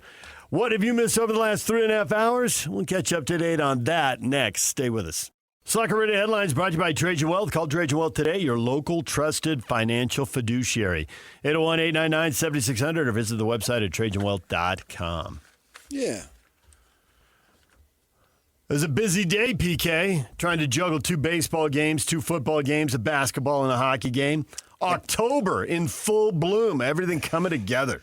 I couldn't do the Jazz and hockey justice. I'll be up front. Yeah. That's what I cut out on, too. Baseball helped us out with one afternoon game, although that got out of hand and wasn't as compelling. Seattle had them. I know, man. They pounded them. Yeah, 10-3. Beat Toronto. Shocking. Seattle's never been to a World Series, 49 years. I've never been to a World Series. Not the same thing. 49 I years. get your point. Why haven't you gone to a World Series game? All the time living in LA. Yeah, I did. I went last time. LA? I was about to say, all the time living in LA. The Diamondbacks, didn't you go? Yeah, geez. You went when they lost, not when they won. Right?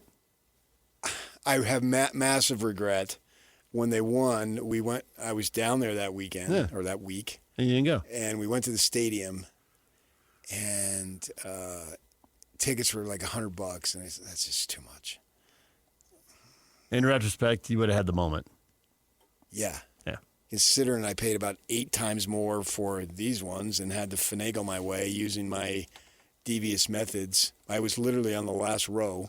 Mm-hmm. Up in the first base side. But you were able to find some seats that were unencumbered, and you helped yourself. Yeah, my ways that are devious, but no one was hurt. Devious is a good term. Women for and it. children were fine. The seats were empty. Yeah, but the way they were in the club section, so I had to use a certain way to get in, and it worked. I thought it would, and I've since used it multiple times, and to my advantage. It's a flaw in the system. No, it's not. Not for you. It's not. So yes, I have been, but yeah, and then the Dodger game was. I had to watch that, man. I mean, I'm a playoff guy. I don't really care what the sport is. So I couldn't do the. And then you had the NFL going. So the on. Dodgers, were you screaming at the TV when they took Blake Snell out? No, he went 8. I know. And it was 103 pitches, right? I don't know that guys are. They didn't get him in the 8th. They're not. Did you think they were? Did you think they were catching up to him in the 8th? No, but I just don't know that guys are conditioned to throw 125 pitches anymore. Well, which is a joke. I think Nolan Ryan went like 250 once. I know. And he was 47 years old and still blowing guys away, throwing no-hitters in his 40s. But I didn't necessarily have a problem with that, especially after they got a base load of walk. They got the insurance run. Thinking, okay, So two runs. Two runs. Big difference. And it turned out to be the critical Big difference. difference. Right, yeah. Because they gave up a walk, a double, a walk, a sac fly, another walk. Yeah. Throw a strike already. They had to take out their young Japanese phenom, Rosaki, who they were hoping would be a closer. I think he's a closer in the moment, and he's going to be a starter going forward. But, he looked good in the prior series, who they play the Phillies, and he got shook up a little bit, and so Roberts had to go get him. And they brought in this training kid who's been good, but he hasn't been good this year. And it worked in their favor. We'll see. First team to 4, not the first team. It's not getting that 1 or 2 game lead isn't as crucial. It's still crucial, but not as crucial because the series are longer. So we'll see.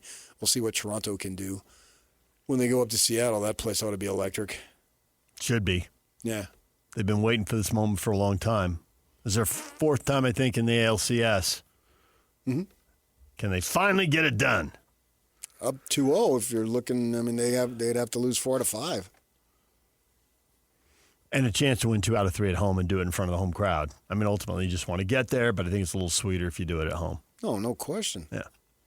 Yeah. And it will be bedlam if that happens. Yeah. Oh, absolutely. Yeah. It's what Oklahoma State and Oklahoma no longer have. Bedlam. See what you did there. The NFL football, have the Falcons announced themselves. A signature win. They beat the Bills. They've been down for a while. They've been drafting well. They got a quarterback that we watched in the Pac-12. Penix was good, yeah. Tyler Algier, part of the 1-2 punch. I mean, Bijan's the guy.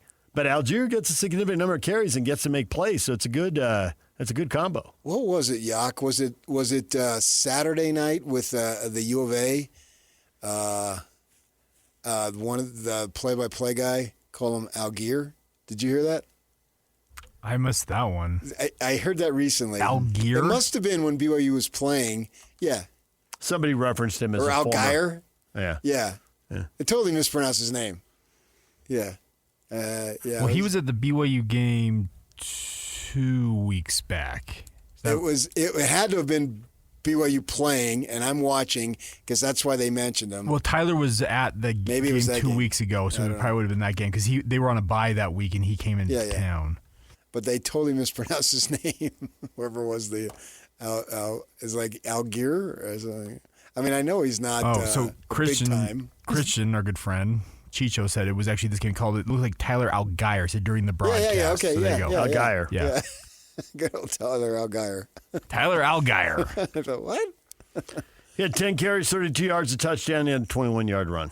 Well, I don't care what he has. I care that he's in the NFL drawing a paycheck. Exactly. Bijan Robinson, meanwhile, was over there running for 170 yards. I mean, the Buffalo defense there needs to be adequate so the offense can win the games. Now, they didn't give up that many points and put more on the offense. 14 points isn't going to win many NFL games. If you're a running back, you're just trying to survive in that league as long as you possibly can and make that money that you're probably not going to make somewhere else.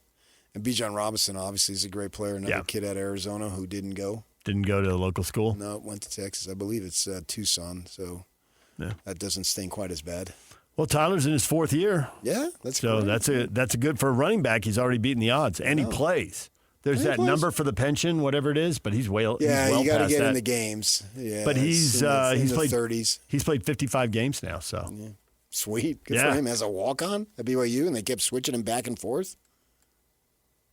He's another guy that took advantage. Thank goodness for Tom Homo and the BYU people who didn't give in to all the hysteria and actually played during that season. And he was the season before. I think that wasn't the year they played USC, was it? Maybe it was, because no, they didn't play USC that year. It was the next year. It was the next year. It was 21. Yeah, that's right. when Rex wrecked his ankle. Yes, and BYU told me that SC offered him money to come on the field after the game. Not surprising. And he said, I'm going to the NFL. Yeah. Yeah. Right. Got to go work on that NFL pension. Yeah, so that's... But USC would do that? Not surprising. Well, anybody would do that. And I don't have any problem with them doing it. There's no line. To me, there is not. No. What's the difference if you wait till the next day? That makes it better? Don't you think that... and you go through some intermediary? No, go right to the kid. Don't you think that that's part of the Utes not listing two deeps? Identifying guys? I think he's Make just them go through the film? He's gotten smothered because everyone could games. everyone can go through the film, but nonetheless, make them do it. Sure, but I think kids are going to go if they want to go anyway, or they're going to stay if they want to stay. So I don't know that it has much effect. I know it's more about the teams being able to identify who they want. It's pretty chaotic with coaching staffs changing and yeah, but I don't think they know? need a depth chart on a piece of paper. They look at film, and they've got guys who do that. Unless you're in the staff change and it's total chaos. You're right. When everything's organized and everything's laid out, and you got the stability that we see with the local programs here. Entire staffs don't leave. One or two guys leave. There's still other guys. Yeah. I mean, you're not having wholesale changes every year. Doesn't work that way. These guys want stability. They've got families. They've got young kids. They don't want to be moving all over the country if they don't have to. But this idea of poaching, so what? I don't have any problem with it. They poach coaches. Whatever is available to the coaches should be available to the players. That's where we're at. And that means free agency at all times. Well, what it doesn't mean yet is that we haven't seen players. Maybe there have been a few rare examples where guys have been kicked off teams, but coaches getting fired midseason. Players, you fumbled 3 times, you're fired. But they can't because they can't replace him. Kyle's talked about that as everyone moves down to 105. Well, they're going to be fired. Well, back in the 90s when I covered Majerus, we also used to talk about, okay, this kid's not going to be here this year. Right, but it's not like coaches are getting fired here week 3, week 4, week 5, week 6. We don't have that. No, but then you just don't play him. They can't place him. Yeah, bench him. So what's the difference? You've sent the message. The rules are slanted towards the coaches, or the system is, and whatever they have available. To me, rules now, as long as you're not committing academic fraud or breaking the law. What else is there? You impermissible and Jim Harbaugh texted somebody on the 2 hours later. Who cares? Now, Jim, he got the title and he's off to the NFL. But I mean, does anybody care about that? Hardcore to Ohio State, I guess. Yeah. And that made the difference in the game. It did. I wondered about the whole signs thing. You see, the ASU had the stuff to block the signs from the press box. Right. Yeah. It looks like some kind of canvas or something stretched between two poles or two tarps. Yeah. Yeah. And fine. You want to steal signs? They steal signs in baseball all the time. I coached youth baseball. Yeah. I stole signs left and right. Yeah. But that's okay. That kind's okay. Buying a ticket and going to a game. What's the difference? Buying a ticket and going to a game is different. No, but what's the difference in terms of ethics. Zero, as far as I'm concerned. Yeah, all these sports with their unwritten rules of the game. Which also seem to be getting changed. And I mean, like every playoff home run you see now, guys are looking at the dugout, bat flips, admiring it. But it's like, man, Bob Gibson and Juan Marichal and whoever, Don Drysdale, knocking you down. Well, good. That's just entertainment. It's this. This is entertainment. That's the number one reason it exists, is to have entertainment to make money. It's no different than anything. We see Russo. He'll be on ESPN tomorrow, and his face will be kissing the camera. It's entertainment. And obviously they've gotten feedback. People love this guy. Yeah. He's out of his mind. Well, they love it. Even Stephen A. Smith doesn't even pretend to try to be a tough guy or anything. Right. He's just busting up over there. Could you imagine a New York area guy who screams and yells, waves his arms, does all this stuff, and they actually he gets employed to do that? Yeah, I can. That's shocking to me. It really Who isn't. would do that? Well, me. I mean, come on. I would never do that. When we come back, your feedback next. Stay with us. And it's all over almost here. Don't go nowhere. DJ and PK, it is time for your feedback. What do you have to say about this show? And let's be honest, about the rivalry game, because that's what a lot of this show's been about. Hans Olsen with a D. Fake account. Not our radio show co-host. I don't know, but they got to stop calling so many bear up the middle keeper plays. LJ's one of the best running backs in the country. Why aren't they using him like they should? They did. They do use him like they should. He had 25 carries. He's leading the conference in rushing. 25 carries is a full night's work. He's a player. And maybe if he's running towards the sideline, that just opens up the middle of the field. Figure somebody's going to go with him on that fake, right? Well, you can't give it to him every time, and their projected backup is injured with no determining date for return. And then Rex went out, didn't he? Yeah, so they need Bachmeier, and he can get those tough yards. He's got good instincts too. You know when to go. And that play, I assume it was a design play on the touchdown where he rolls and he looks like he's going to throw, but really he was just going. At that point, he would have been probably off the right side of the right tackle. It was they had Carson Ryan there at the tight end, and Kirk Morrison, who was the analyst for the game, called. He said it's a fake throw and go. Yeah, and it worked. Yep. So there's that. That whole break in the goal line thing. Yeah, and they only had like 25 seconds to go. I mean, they still had time to run at least one, if not two more plays. But that was a great call. It worked. Any call that works is a great call. Kyle Whittingham declined to talk about BYU players when asked about Bear Bachmeier on Monday. Why would he do that? Jared, bro understands the assignment. Can you imagine calling Kyle bro? Well, I'll call him bro if you want. Okay. Bro. You want me to? Sure, why not? How about Brother Cosmo? Oh, Brother Cosmo. I see what you did there. I don't think I'll ever call him Cosmo. Cosmo in a public setting? But in a private? He can call me in a private setting? Maybe. Maybe, yeah. Depending on the mood after a win. There's no... He can... What's on your mind, Sparky? Not that it embarrassed me, but he could tease me. But I got to be careful because he's the coach and you got to pay respect and all that. And it is a professional setting. And he's earned respect. And obviously we have a little thing going on and it's been going on. I wonder what people out there think of my relationship with him. What's on your mind, Sparky? Not the truth. Does he just loathes my existence and has to put up with me or what's going on? Oh, there are people who believe that, yes. Yeah, I believe it. Do not. I believe I'm not supposed to say everything I know right now. But your laugh says it all. Jason, it's standard MO for Whit. I agree with that. He does do these things when they play BYU. He definitely does things differently. I don't know that he's never talked about BYU players. At some point, he probably but there's did. always something. There is that. That's the part that's true. There's always something. There's a change to the practice schedule. Yeah. You There's can't not talking about restrict players. media when there's hardly any availability anyway. Anyway, I know. Let's kick them out Thursday. We did that a long time ago. Let's kick them out Wednesday. We did that a long time ago. Yeah. Bye weeks? Why would we have availability on a bye week? Right. So this is something that sends a message to his guys. Because he talked freely about Sam Levitt last week. Yeah.